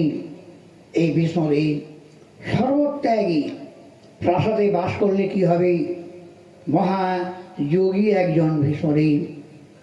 তখন তিনি বললেন পাণ্ডবদেরকে বলছেন, বৎস, ভগবান কৃষ্ণ কি জন্য কি করেন কিছু বলা যায় না বৎস। ধর্মরাজ যাদের রাজা, গদাধারী ভীম যেখানে বিদ্যমান, বাহুবল, দৈববল, ব্রাহ্মণের আশীর্বাদ কি নেই পাণ্ডবদের? তবে এত দুঃখ কেন? এই বনবাস, এইরকম দুঃখ। তখন বলছেন যে কৃষ্ণের ইচ্ছা যে কি কেউ বলতে পারে না। দেখো, কৃষ্ণ যাদের আবার বন্ধু মিত্র, সেখানে দুঃখ আসতে পারে। দুঃখের বাবার ক্ষমতা আছে, সেখানে আসতে পারে। কৃষ্ণের মহিমা বলছেন, কৃষ্ণের অদ্ভুত অনন্ত মহিমা কেউ জানে না, কি জন্য কি করেন। যাই হোক, এই কৃষ্ণই সব কিছুর কারণ। তুমি বৃথা মনে করছো আমার জন্য যুদ্ধ হয়েছে, আরে তোমার জন্য কি হবে? এই জগৎটা কারো ইচ্ছায় চলে না, কৃষ্ণের ইচ্ছা যেই সেই ফল ধরে। হ্যাঁ, অতএব তুমি সুখ দূর করো। দেখো, একে তুমি কি মনে করো? কৃষ্ণকে মামার পুত্র, মামা তো ভাই না, মামা বসুদেব। এ মামা তো ভাই নয়, এ সাক্ষাৎ ভগবান, স্বয়ং গোবিন্দ। এই কৃষ্ণের শক্তি বিনা কেউ কিছু করতে পারে না, বুঝেছ? অতএব শোক নিবারণ করো। এই উপদেশ দিয়ে সান্ত্বনা দিয়েছিলেন। শান্তি পর্ব একটা মহাভারতে বিখ্যাত পর্বের নাম শান্তি পর্ব। এই শান্তি পর্ব কি? মহাদেব ভীষ্মদেবের উপদেশ। 350টা অধ্যায় আছে শান্তি পর্ব। মহাভারতের এটা স্তম্ভ, একটা প্রাণের মতো। ভীষ্মদেবের অদ্ভুত উপদেশ আছে, সেই শুনে মোহনাশ হলো। এই যুধিষ্ঠির মহারাজার অহংতা বুদ্ধিটা গেল। আমি কর্তা নয়, কর্তা হচ্ছে ভগবান গোবিন্দ, এটা তিনি বুঝতে পারলেন।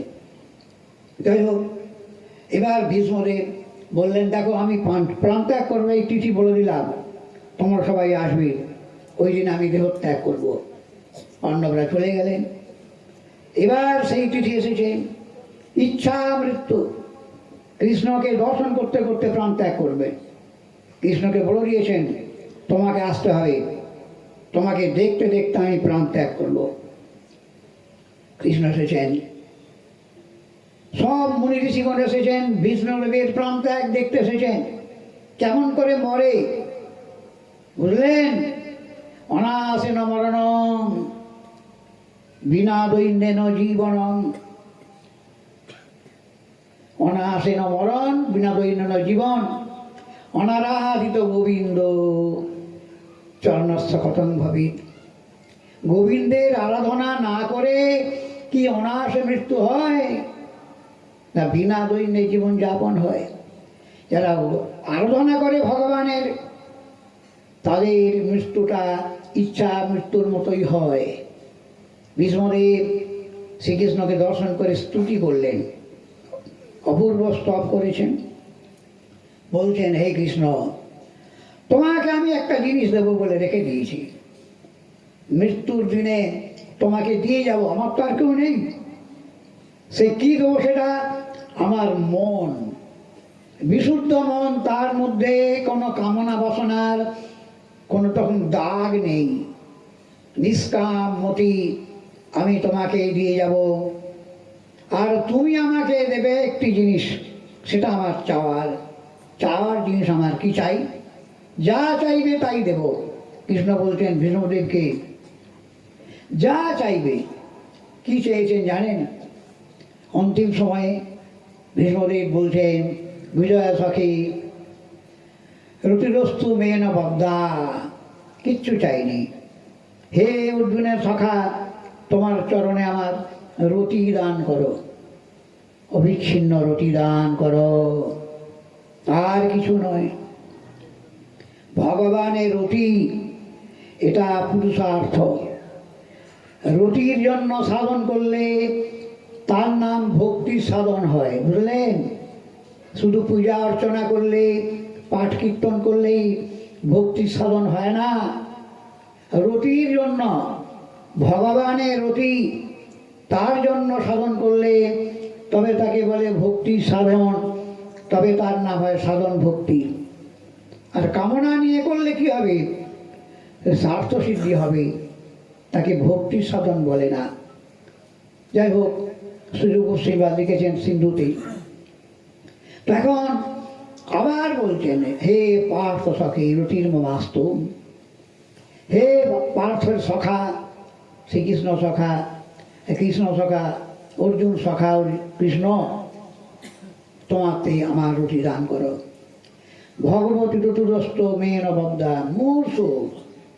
আবার বলছেন, 3 বার চেয়েছেন কেবল ভগবানের রুটি। এটা পুরুষার্থ। ভগবানের রুটি লাভ করলে প্রেম ভক্তি, রতি মানে প্রীতি, ভগবানের ভালোবাসা। মানুষ ভালোবাসে টাকা ব্যাগে, সম্পত্তিকে, স্বজনকে, বন্ধু বান্ধবকে ভালোবাসে, ভগবানকে ভালোবাসতে পারে না। এই জন্য ঋষভদেব বলেছিলেন, এই যে এত দেখতো সাধন ভজন হচ্ছে, জপ তপ হচ্ছে, এত ত্যাগ তিতিক্ষা, এত বৈরাগ্য, এত নিয়ম নিষ্ঠা, যদি আমাদের প্রীতি না হয়, 1 পয়সাও দাম নেই।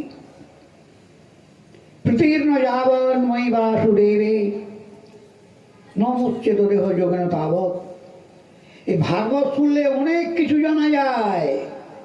গোটা কতক নিয়ম নিয়ে আপনারা মনে করছেন খুব ভজন করছি, কিন্তু কি করছেন, ভজন জিনিসটা কি, কেমন করে সেই ভজন করে গোবিন্দকে বশ করা যায়, তার বিস্তৃত বিবরণ এই ভাগবতে বলা হয়েছে। এই জন্য ভাগবত শ্রবণ সর্বোত্তম সাধন। যাই হোক, এইভাবে ভীষ্মদেব তার ইচ্ছা জানালেন, তথাস্তু, তাই হবে। এইবার যোগেশ্বর ভীষ্মদেব কৃষ্ণকে সামনে দাঁড় করিয়ে দেখছেন কৃষ্ণের বদন কমল। দেখতে দেখতে প্রাণ ত্যাগ করলেন সকলের চোখের সামনে। অন্তঃশ্বাস উপরাম, তার নিঃশ্বাসটা বাইরে যায় না, অন্তঃশ্বাস অন্তরে বিলীন হয়ে গেল। আর তার আত্মা গোবিন্দ পাদ পদ্মে একেবারে সম্পূর্ণরূপে দিব্য দেহে গোবিন্দ চরণ লাভ করলেন। এই হলো ভীষ্মদেবের নির্যান প্রাণত্যাগের কথা বলে। এরপরে শ্রীকৃষ্ণ চলে গেলেন দ্বারকায়, তার বর্ণনা দিয়েছেন। যুধিষ্ঠির মহারাজা এবার শাসন করতে লাগলেন, ইন্দ্রের মতো এই পৃথিবী শাসন করছেন। একেবারে কিভাবে? অজিতাশ্রয়, কৃষ্ণকে আশ্রয় করে যুধিষ্ঠির মহারাজা পৃথিবী শাসন করেছিলেন। এরপরে বর্ণনা রয়েছে দেব শ্রীকৃষ্ণ দ্বারকা আগমন করলেন, দ্বারকাবাসীগণের আনন্দ প্রদান করলেন। দেখুন কৃষ্ণের অদ্ভুত চরিত্র। বলছেন 16,108 মহিষী, কিন্তু কৃষ্ণকে কেউ মুগ্ধ করতে পারে না। যস্যেন্দ্রিয়ং বিমথিতুং করণৈর্ন সেইকু। কৃষ্ণ হলেন আনন্দের মূর্তি। কৃষ্ণকে যে দেখে সে নিজে মুগ্ধ হয়। কৃষ্ণের স্বরূপটা এমন অদ্ভুত, যে দেখে সেই মোহিত হয়ে যায়। মূর্খ লোকেরা মনে করে স্ত্রীলোকে বশীভূত হয়ে যায় কৃষ্ণ। এই মূর্খতা, এই অজ্ঞতা নিরসন হয় ভাগবত শুনলে। সুতমণি বলছেন, কোন রমণী, দিব্য সুন্দরী, রুক্মিণী প্রভৃতি মহিষী কৃষ্ণের মনকে মুগ্ধ করতে পারে না। করণীর্ণ সেইকু। এবং বহুত কৃষ্ণের মহিমা সকলের সঙ্গে মিলিত হলেন, এই বর্ণনা দিয়েছেন। তারপর দিয়েছেন এবার পাণ্ডব বংশের কুলভূষণ পরীক্ষিতের জন্মের কথা। জন্ম হলো যেন দ্বিতীয় পাণ্ডুর মতো। তার ভবিষ্যৎ শুনতে চাইলেন যুধিষ্ঠির মহারাজা। আমাদের বংশধর এই পুত্রটি কেমন হবে?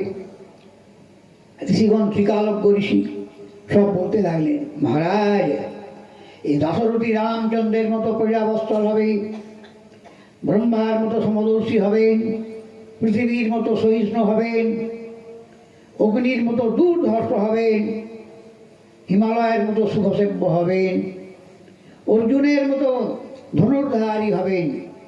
কার্তবীর্যার্জুন এবং অর্জুন এর প্রভাব প্রতিপত্তি অসাধারণ হবে। তারপর বললেন, এ উত্তরা দেবী, এই উত্তরার গর্ভে উত্তরের কন্যা ইরাবতীকে বিবাহ করবেন। উত্তরের কন্যা ইরাবতীকে বিবাহ করবেন, তার গর্ভে কয়েকটি পুত্র হবে। জন্ম যে ওকে রাজ্যভার দেবেন। তার মধ্য বয়সে ব্রহ্মশাপ হবে। মধ্য বয়সে ব্রহ্মশাপ হবে, 7 দিনে মৃত্যু। এই সংবাদ শুনে রাজ্যভার দিয়ে গঙ্গা তীরে গমন করবেন। সুখদেবের মুখে ভাগবত শ্রবণ করে দিব্যধামে চলে যাবে। সম্পূর্ণ পাণ্ডব বংশের ভূষণ পরীক্ষিতের জন্ম কথা, তার ভবিষ্যৎ বলে দিলেন, উপহার দিলেন ঋষিদেরকে।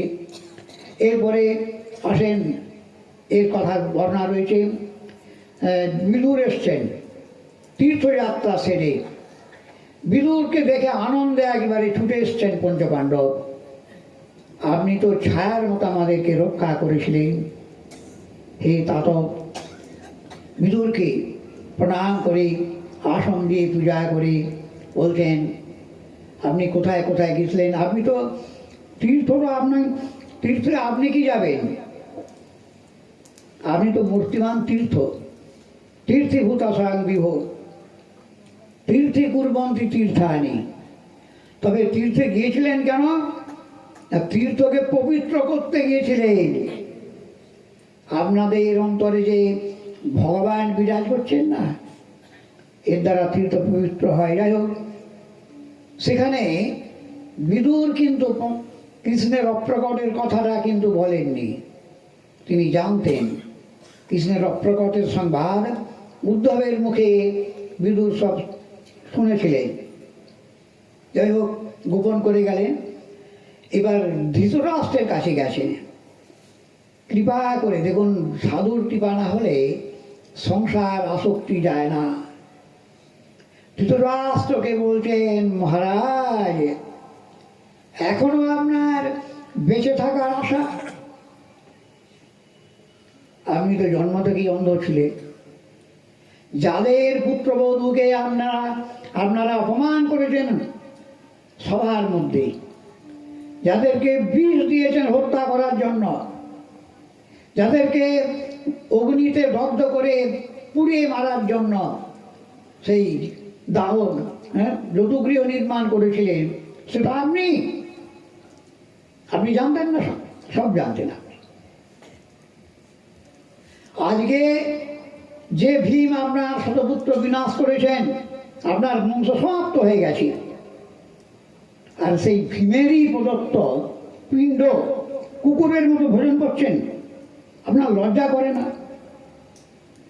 যাদের রাজ্যকে পাশা খেলার ছলে দস্যুর মতো ছিনিয়ে নিয়েছেন, আপনি তো না, আপনি জানতেন না, সব জানতেন আপনি। আজকে পরাজিত হয়ে আপনার শতপুত্র অধার্মিক পুত্রগণ শব্দ বিনষ্ট হয়েছে, আর আপনি এখনো বেঁচে থাকার ইচ্ছা করছেন।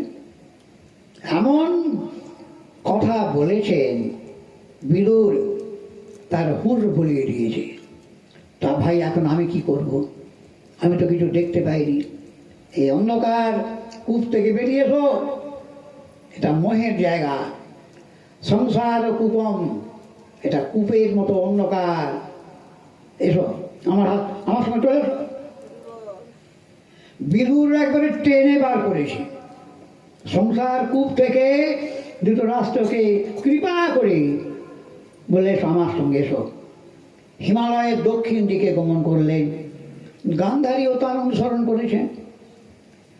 সেই ধৃতরাষ্ট্রকে বললেন, এটা হচ্ছে সপ্তশতা গঙ্গা। সপ্তর্ষিগণের প্রতি কৃপা করে গঙ্গা দেবী 7টি ধারা প্রবাহিত, এখানে স্নান করে তপস্যা করো, সব চিত্ত শুদ্ধ হয়ে যাবে। সেইখানে থেকে গমন করে তপস্যা করেছিলেন। আর তপস্যা করে বিদুরের কৃপাতে তিনি দিব্য গতি লাভ করে স্বর্গে গমন করেছিলেন ধৃতরাষ্ট্র, এবং গান্ধারীও তার অনুসরণ করেছিলেন। যোগাগ্নিতে তার দেহ ভস্ম হয়ে গেছিল ধৃতরাষ্ট্রের, আর সেই অগ্নিতে গান্ধারীও প্রাণ ত্যাগ করে। বিদুর দেখলেন দাদা ধৃতরাষ্ট্রের অদ্ভুত মৃত্যু হলো, তারপর তিনি ওখান থেকে চলে গেলেন অন্যত্র। এখন যুধিষ্ঠির মহারাজা কি হলো, সকালবেলা প্রত্যেক দিন প্রণাম করতেন গান্ধারীকে, ধৃতরাষ্ট্রকে। বিদুর এসেছেন, বিদুরকে প্রণাম করতে গেছেন, দেখলেন কেউ নেই, কোথায় গেল? তখন একেবারে ব্যাকুল দেবর্ষি নারদ এসেছেন। এসে বলছেন, মহারাজ চিন্তা করবেন না, আপনার পিতৃব্য 7ম দিবসে প্রাণ ত্যাগ করে দিব্য গতি লাভ করবেন। তিনি আছেন এখন হিমালয়ের দক্ষিণ দিকে সপ্তশতা গঙ্গার তীরে ভজন করছেন, আপনি সেখানে যাবেন না। তার যোগ সিদ্ধ অবস্থা এসেছে, সিদ্ধি লাভ করবে। এইভাবে ধৃতরাষ্ট্রের মুক্তি হলো বিদুরের কৃপার, এই কথা জানিয়ে এরপরে পাণ্ডবগণের মহাপ্রস্থান বলছেন। পাণ্ডবগণ যখন ভীমকে পাঠিয়ে, অর্জুন গেছেন দ্বারকায়, অনেক দিন হয়েছে ফিরছেন না, ব্যাকুল হয়ে জিজ্ঞাসা করছেন, ভীম কি হলো বলো দেখিনি? সমস্ত অমঙ্গল চারিদিকে দেখতে পাচ্ছি, কোনো বিপদ ঘটেছে, অর্জুনও ফিরছেন না। তারপরে অর্জুন এসেছে, অর্জুন ম্রিয়মান, সেই তেজ আর নেই। কি ভাই, এইরকম অবস্থা, কি ব্যাপার? তখন অর্জুন বলছেন, বঞ্চিত অহং মহারাজ হরিণা বন্ধুরূপিণা। বঞ্চিত বন্ধুরূপী হরি, তিনি পৃথিবী পরিত্যাগ করে চলে গেছেন। তাঁরই তেজে আমি স্বর্গ পর্যন্ত কাঁপিয়ে দিয়েছি, তাঁরই তেজ ছিল, আমার কিছু নয়। এখন আমি বুঝতে পারলাম তিনি আমার তেজ হরণ করে নিয়েছেন। যা কিছু পুরুষার্থ দেখছেন, পৌরুষ, সমস্ত পৌরুষটা কৃষ্ণের কৃপাতেই লাভ হয়। এ কথা অর্জুন ভালো করে বুঝেছিলেন। সেই ব্রাহ্মণ বালকগণের আনয়নের সময়তে অনেক কথা পরে শুনবেন, 10ম স্কন্ধের শেষে বর্ণনা আছে। কৃষ্ণের কৃপা হচ্ছে সবার উপরে। সাধন ভজন কি জন্য জানেন? সেই কৃষ্ণ কৃপা লাভ করার আশার জন্য। তারই কৃপা, কৃষ্ণ কৃপা হলে সব কিছু পাওয়া যায়। কৃপা লাভের জন্য সাধন, সাধন করে কেউ ভগবানকে পেতে পারে না, কৃপা করে সাধন করা হয়। তিনি যখন কৃপা করবেন সব সব কিছু পাওয়া যাবে। যাই হোক, এখন আর দেরি নয়, কৃষ্ণ পৃথিবী ত্যাগ করে গেছেন, আর আমরা পৃথিবীতে বাস করব না। তিনি আমাদের রাজ্য দিয়েছিলেন, তারই প্রদত্ত রাজ্য আমরা এই উপভোগ করছিলাম। তিনি যখন চলে গেছেন পৃথিবী ত্যাগ করে, আমরাও প্রাসাদ ত্যাগ করে মহাপ্রস্থানে চলে যাব। পরীক্ষিতকে রাজ্যভার দিয়ে যুধিষ্ঠির মহারাজা তখন ওইদিকে মথুরাতে বজ্রকে মথুরার সিংহাসনে বসিয়ে দিয়ে, আর পঞ্চপাণ্ডব ভাইয়ের সঙ্গে যুধিষ্ঠির মহারাজা তিনি মহাপ্রস্থান উত্তর দিকে গমন করলেন, আর একে একে সব দিব্য ধামে গমন করেছেন। মূর্তিমান ধর্ম যুধিষ্ঠির মহারাজা, পঞ্চপাণ্ডব, এরা কৃষ্ণগত জীবন, মানুষের জীবন বিষয় নিয়ে আচ্ছন্ন হয়ে রয়েছে, আর পাণ্ডবদের জীবন কৃষ্ণ তাদের সর্বস্ব। কৃষ্ণ যা করেন, এই যে জীবন, এটাই হচ্ছে বাস্তবিক ভক্ত জীবন, অমৃত জীবন। তারা দিব্য ধামে গমন করলেন। বলো ভক্তবৎসল ভগবান কি, পঞ্চ পাণ্ডব কি, বলো শ্রীমদ্ ভাগবত মহাপুরাণ কি।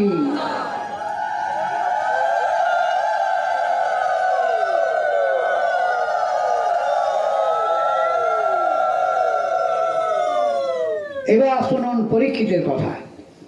পরীক্ষিতের ব্রহ্মশ্রাপ কেন হলো? এরা তো ব্রাহ্মণ সেবী, এদের তো ব্রহ্মশ্রাপ হওয়ার কথা নয়। এই ব্রহ্মশ্রাপ হলো, সে কথা বলছেন। তিনি রাজ্যের সম্রাট, পৃথিবীর সম্রাট হলেন পরীক্ষিত। এই পঞ্চপাণ্ডবের পরেই মহারাজ পরীক্ষিত শাসন করছেন, দিগ্বিজয় করেছেন। চতুর্দিক থেকে প্রজাগণ উপহার দিয়েছেন, অন্যান্য রাজাগণ। তারপর তিনি দেখলেন যে ধর্মকে আঘাত করছে এক শূদ্র রাজবেশে, ধর্মকে আঘাত করছেন বিশ্বরূপী ধর্ম আর গাভীরূপী পৃথিবী। এদের দেখে বুঝতে পারলেন পরীক্ষিত মহারাজা। তখন তিনি হুঙ্কার দিয়ে এই কলি শূদ্রের চিহ্ন ধারণ করে, এই রাজার চিহ্ন ধারণ করে ভ্রমণ করছিলেন। কলিকে নিগ্রহ করেছিলেন, তোর প্রাণ নাশ করব। তোর এত বড় সাহস, তুই ধর্মকে, এই বিশ্বরূপী ধর্মকে আঘাত করছিস, 3টে পা ভেঙে দিয়েছিস।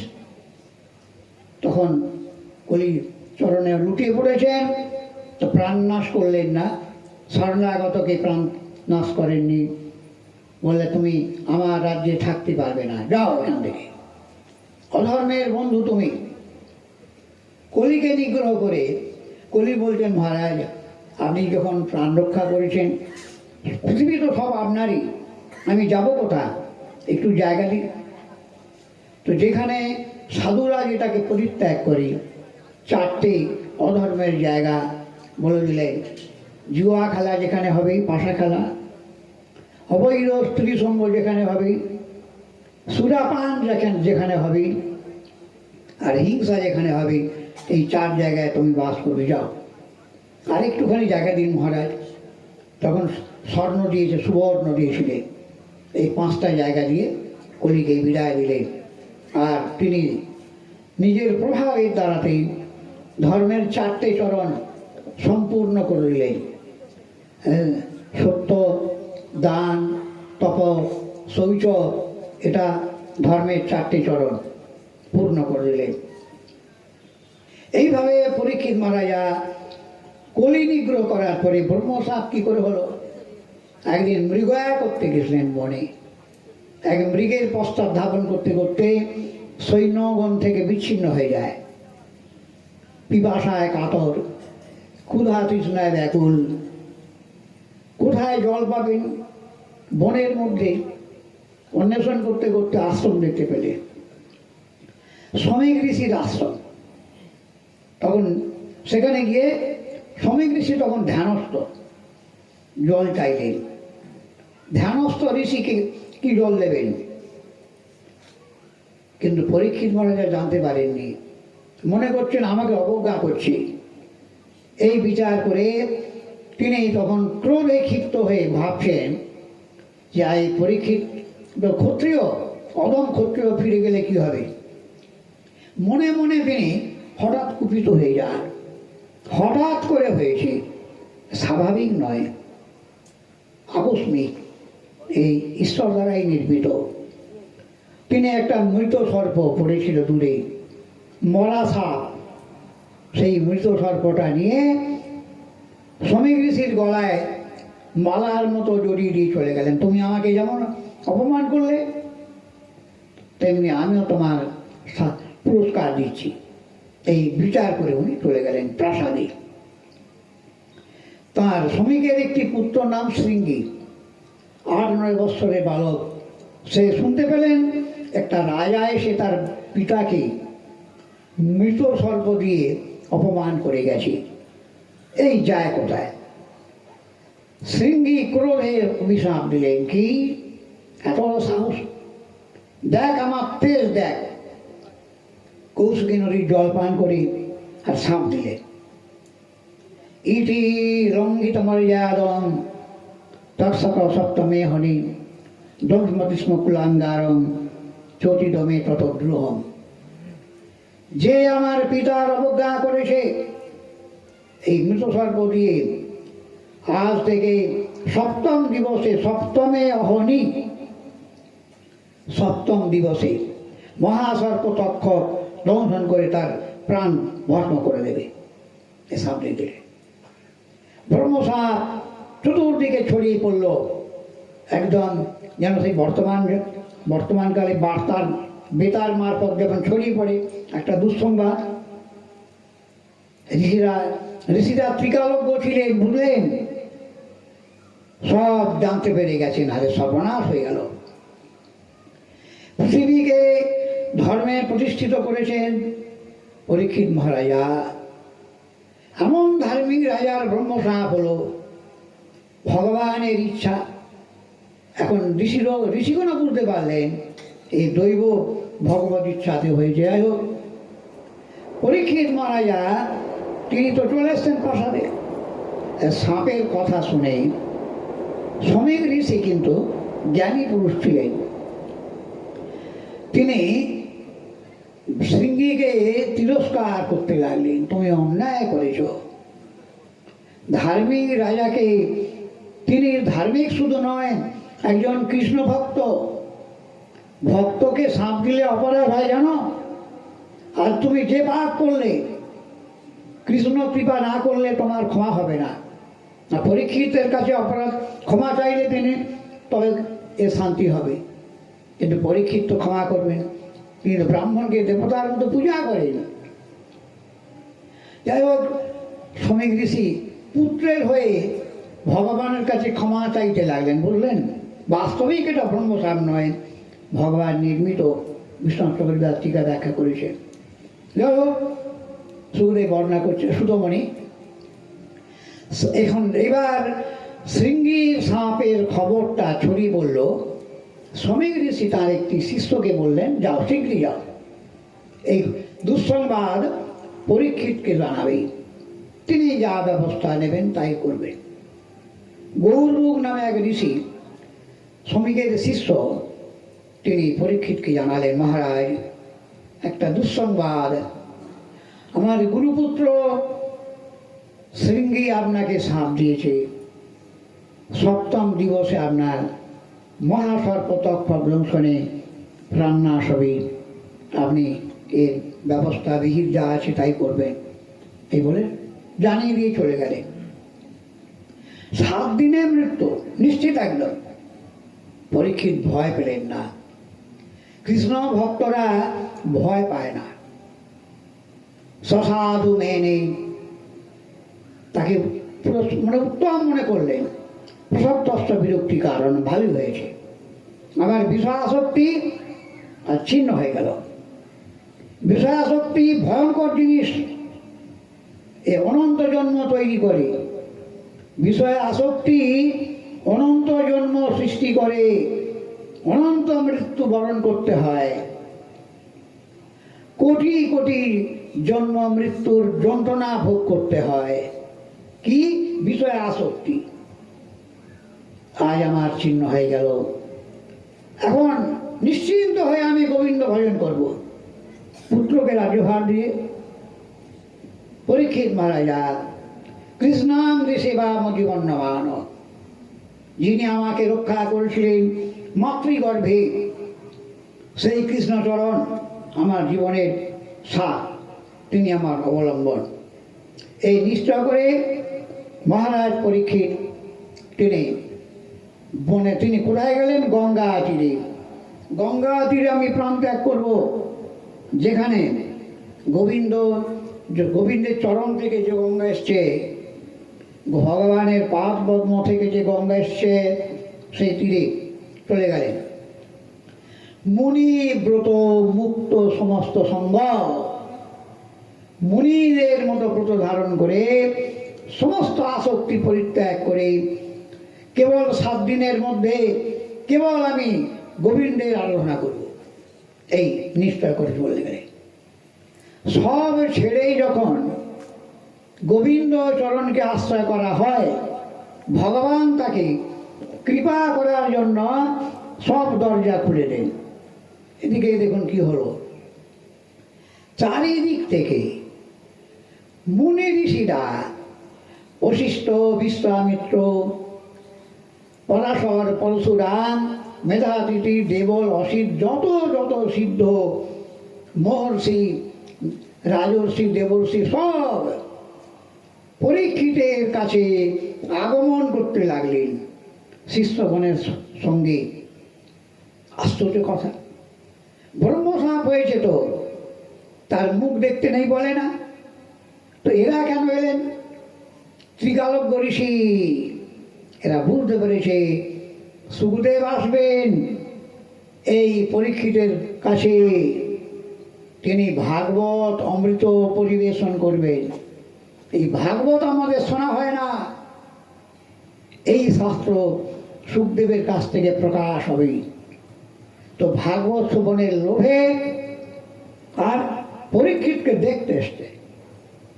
আমরা এত তপস্যা করছি, ভগবানকে আমরা দেখতে পাইনি। আর পরীক্ষিত মাতৃগর্ভে, যখন মায়ের গর্ভে ছিলেন, তখন ভগবান কৃষ্ণকে দেখেছিলেন গদা নিয়ে ভগবান তার চারদিকে ভ্রমণ করছে, ব্রহ্মসাপ নিবারণ করছেন, ব্রহ্মাস্ত্র নিবারণ করছেন, দেখেছিলেন। এমন সৌভাগ্য কার? মায়ের গর্ভে দেখে ভগবানকে দেখেছে, অতএব পরীক্ষিতকে দেখতে আসছে। সবাই যখন এসেছেন, ব্রহ্মর্ষি, দেবর্ষি, রাজর্ষি গণের সঙ্গ, ও ভাগ্য। পরীক্ষিত বলতেন, দেখি আমার ব্রহ্মসাপ না ব্রহ্মবর, যাদের দর্শন দুর্লভ, যারা জগৎকে পবিত্র করতে পারে, ভুবনং পুনানা, ভুবনকে পবিত্র করতে পারে, তারা কৃপা করে আজ আমাকে দর্শন দিতে এসেছেন, অভাগ্য। সবাইকে প্রণাম করলেন, আসন সবাই গ্রহণ করলেন। এবার জিজ্ঞাসা করছেন, বলুন আমার তো 7 দিন আয়ু, কিসের দ্বারা দিব্য গতি লাভ করতে পারবো? সংসিদ্ধি যাকে বলা হয়, সেটা কি করে লাভ হবে? কোন সাধনে, কি উপায়ে? আপনারা বলুন কৃপা করে। ঋষিদের তো অনেক মত আছে গো। ঋষিবীর বহব লোকে মন্থন প্রকটিকৃতা, নাসা ঋষিদ্রষ্ট মতন্ন ভিন্ন। হেন ঋষি নয় যে তাদের মতভেদ নেই। কেউ বললেন মহারাজ আপনি যজ্ঞ করুন, কেউ বললেন দান করুন, কেউ বললেন আপনি ধ্যান করুন। এইরকম ভিন্ন ভিন্ন একটা একটা করে অনেক সাধনের কথা বলতে লাগলেন। কোলাহল সৃষ্টি হয়ে গেল, কাজের কাজ কিছু হলো না। তখন তখন তিনি সংকল্প করছেন, সব ঋষিদের কাছে বলছেন, আপনারা শুনুন, ঋষিগণ জানুন, দেবী গঙ্গায় জানুন, আজ থেকে আমার মন, আমার প্রাণ গোবিন্দ চরণে আমি অর্পণ করলাম। ভগবত চরণে নিবেদন করলেন নিজের স্বরূপকে, নিজের আত্মাকে, নিজের দেহকে, নিজেকে। আকাশ থেকে দেবতাগণ কুসুম বর্ষণ করছেন, ফুল ছড়াচ্ছেন পরীক্ষিতের মাথায়। এইরকম সৌভাগ্য, এইরকম সংকল্প বিশ্বের কোথাও শোনা যায় না। অনেক রাজা এসেছেন, দেহ প্রাণ মন সব গোবিন্দ চরণে নিবেদন করলেন। এই জন্য দেবতাগণ কুসুম বর্ষণ করেছিলেন আকাশ থেকে, স্বর্গ থেকে। এবার হঠাৎ সেই কোলাহলের মাঝখানে সুখদেব এসে হাজির হলেন। তত্র ভগবত ভগবান ব্যাসপুত্র ব্যাস নন্দন সুখদেব এসেছেন। যখনই সুখদেব আগমন করেছেন, সব আসন থেকে প্রত্যুত্থিত আসতেই মনে শাসনেভ্য। যেমন ক্লাসে শিক্ষক যখন আসেন, ছাত্রগণ যেমন সবাই উঠে দাঁড়ান, তো ঠিক সেই রকম সুখদেবকে দেখে ঋষিরা আসন ছেড়ে উঠে পড়েছে। এই তো, এই সেই সুখদেব, আত্মবিদাম্বরম, আত্মবিদ গণের মধ্যে সর্বশ্রেষ্ঠ এই সুখদেব। তাকে অভিনন্দন জানালেন। সেখানে ব্যাসদেব, দেবর্ষি নারদ পর্যন্ত ছিলেন, তারাও সেখানে গেছেন সুখদেবের মুখ থেকে ভাগবত শুনবেন বলে। যাই হোক, এবার সব আসন কোলাহল বন্ধ হয়ে গেল। সুখদেবকে উত্তম আসন দিলেন। দেখুন, তার বসন নেই, দিগম্বরম বক্র বিকীর্ণ বেশন, কেশগুলো বাঁকা, অমরোত্তম আভান, কৃষ্ণের মতো শ্যামবর্ণ, যেমন জ্যোতি বিচ্ছুরিত হচ্ছে, দিব্য স্বরূপ, 16 বৎসর বয়সের আকৃতির মতো তার আকৃতি। সুখদেবের আকৃতি ছিল 16 বৎসর বয়সের মতো কিশোর আকৃতি। তারপরে উত্তম আসন দিয়ে পরীক্ষিত প্রণাম করে পূজা করলেন। সুখদেবকে পূজা করে এবার বলছেন, অহো ভাগ্য, এই অসময়ে আপনি এসেছেন, কত সৌভাগ্য।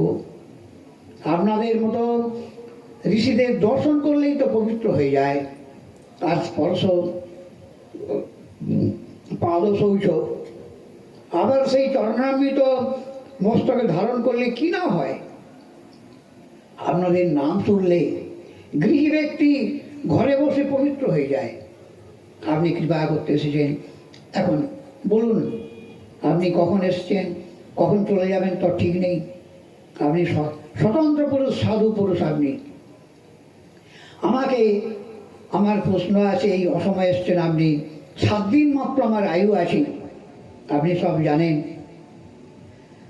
পুরুষের সম্যক সিদ্ধি কিসে লাভ হয়? পুরুষের সংসিদ্ধি ম্রিয়মানস্য সর্বথা। ম্রিয়মান, এই যে মানুষ মরণশীল, এই যে মানুষ মুমূর্ষু, তার সংসিদ্ধিটা কিসে লাভ হবে? কি ভজন করবে, কার নাম কীর্তন করবে, কাকে জপ, কার মন্ত্র জপ করবে, কিং জপং কিং শতব্যং, সব আমি কৃপা করে বলুন। সংসিদ্ধি মাহ, সম্যক সিদ্ধিটা কিসে লাভ হবে? পুরুষস্য যৎকার্যং ম্রিয়মানস্য সর্বথা। আমি তো মরণশীল বটে, আর মুমূর্ষু বটে, আর আমার মাত্র 7 দিন মাত্র আয়ু আছে। এর মধ্যে কি আমি সিদ্ধি লাভ করতে পারবো? সুখদেব পরীক্ষিতকে বলছেন, মহারাজ, আপনার প্রশ্ন বড় উত্তম।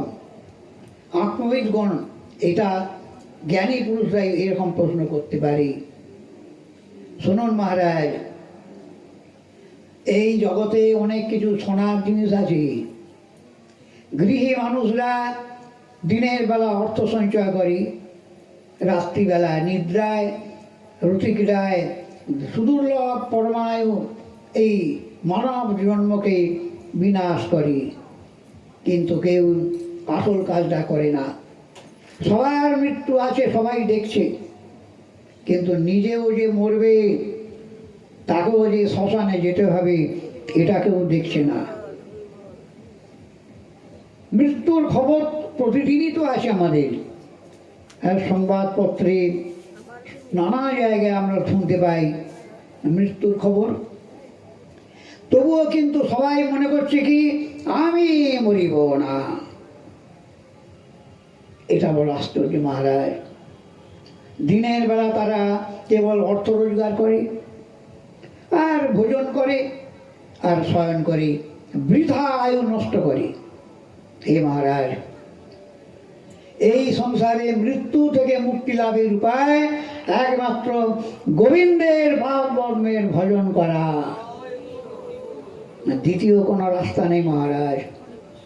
হে মহারাজ, আপনি চিন্তা করবেন না, আপনার 7 দিন আয়ু আছে তো, 7 দিনে যথেষ্ট সময় আছে। দেখুন, জন্মের লাভ কি জানেন? জন্মের লাভ কি? আপনার বাড়িটা 10 তলা হয়ে গেছে, একটা লাভ হলো। এ তো মূর্খ লোকেদের ভাষা মহারাজ। যে জিনিসকে ত্যাগ করতে হয় চিরদিনের জন্য, জ্ঞানী পুরুষ তাকে কখনো সংগ্রহ করে না। একটা টাকা কেউ নিয়ে যেতে পারবে না, একটা কোনা কেউ নিয়ে যেতে পারবে না, সব এইখানে পড়ে থাকবে। নির্বোধ লোকেরা, বুদ্ধিহীন মানুষ যেটা নিয়ে যেতে পারবে না সেটাকে সংগ্রহ করে। জ্ঞানী পুরুষরা তা করে না। জ্ঞানী পুরুষরা কি করে? এতকে মহান্ত সব সর্বোপরি হরি, করেন ঈশ্বর সেবা, চিত্ত দৃঢ় করি। জ্ঞানী পুরুষরা তারা জানে যে আমাকে একা যেতে হবে আর খালি হাতে আমাকে মরতে হবে। ভিখারির মতোই সবাই মরবে, কি মন্ত্রী, কি রাজা, কি মহারাজা, একই অবস্থা। হে মহারাজ, জন্ম লাভ পরপুংসাম অন্তে নারায়ণ স্মৃতি। জীবনের শেষ দিনে ভগবানের স্মৃতি নিয়ে যে মরা, এই হচ্ছে জীবনের লাভ। ভগবানের নাম উচ্চারণ করতে করতে যে মরা, যে মৃত্যু, সেই মৃত্যু হচ্ছে পরম মৃত্যু। এই ভীষ্মের মৃত্যু শুনলেন আপনারা। হরিদাস ঠাকুর মহাপ্রভুর পরিকর পুরীতে মহাপ্রভুর নাম, শ্রীকৃষ্ণ চৈতন্য নাম উচ্চারণ করতে করতে সাক্ষাৎ মহাপ্রভুকে দর্শন করতে করতে প্রাণ ত্যাগ করেছে। এর নাম মৃত্যু। এই হচ্ছে জন্মের লাভ। কত টাকা রোজগার করেছেন আপনি, কত কোটি টাকা তো ব্যাংকেই পড়ে থাকবে, আপনার কি লাভ? লাভটা কোথায়? বাড়িটা এখানেই পড়ে থাকবে, আপনার কি লাভ? যে সঙ্গে যাবে ভগবত স্মৃতি, এ হচ্ছে জন্মের লাভ। হে মহারাজ, খট্টাঙ্গরাইয়া মুহূর্তা সর্বম উৎসূর্য গতবান ঘরি। সূর্যবংশের একজন রাজা, তার নাম খট্টাঙ্গ, রামচন্দ্রের পূর্বপুরুষ। তিনি মুহূর্তের মধ্যে সব ছেড়ে গোবিন্দ চরণ লাভ করেছেন। তো মুহূর্তের মধ্যে ভগবানকে পাওয়া যায়। মুহূর্ত মানে 45 মিনিট। আসল জিনিসটা কি জানেন? ভগবানকে মনে প্রাণে চাওয়া। যখন আপনি চাইতে শিখবেন ভগবানকে, একে বলে ভক্তি, এর নাম সাধন, এর নাম জ্ঞান, এর নাম বিবেক, এর নাম উত্তম সাধন। ভগবানকে মনে প্রাণে চাওয়া। মানুষটা টাকা, সম্পত্তি, ঐশ্বর্য, লাভ, পূজা, প্রতিষ্ঠা, কত রকম, এর নামই হচ্ছে অজ্ঞতা। সেটা দূরীভূত হবে। হে মহারাজ শুনুন, আমি আপনাকে শোনাবো ভাগবত। আমার পিতা ব্যাসদেবের কাছ থেকে আমি পেয়েছি। যস্ত শব্দ ততমা আসুন সেন মুকুন্দের মতি সতী। কেবল বিশ্বাস করে শুনলেই অচিরে ভগবানের মতি হয়, নিশ্চিত একবারে। সুখদেব বলতেন, মহারাজ, ভগবানের কথা অমৃত, আপনাকে শোনাবো ভগবানের অমৃতময় কথা, তার অবতার গণের কথা, কৃষ্ণের চরিত কথা। এই সুধা যে পান করবে সেই মৃত্যুকে জয় করে গোবিন্দ পাদ পদ্মে পৌঁছে যাবে। দিব্য সুধা। হে মহারাজ, শুনুন, আপনি কেবল মন দিয়ে শুনবেন। পিবন্তি যে ভগবান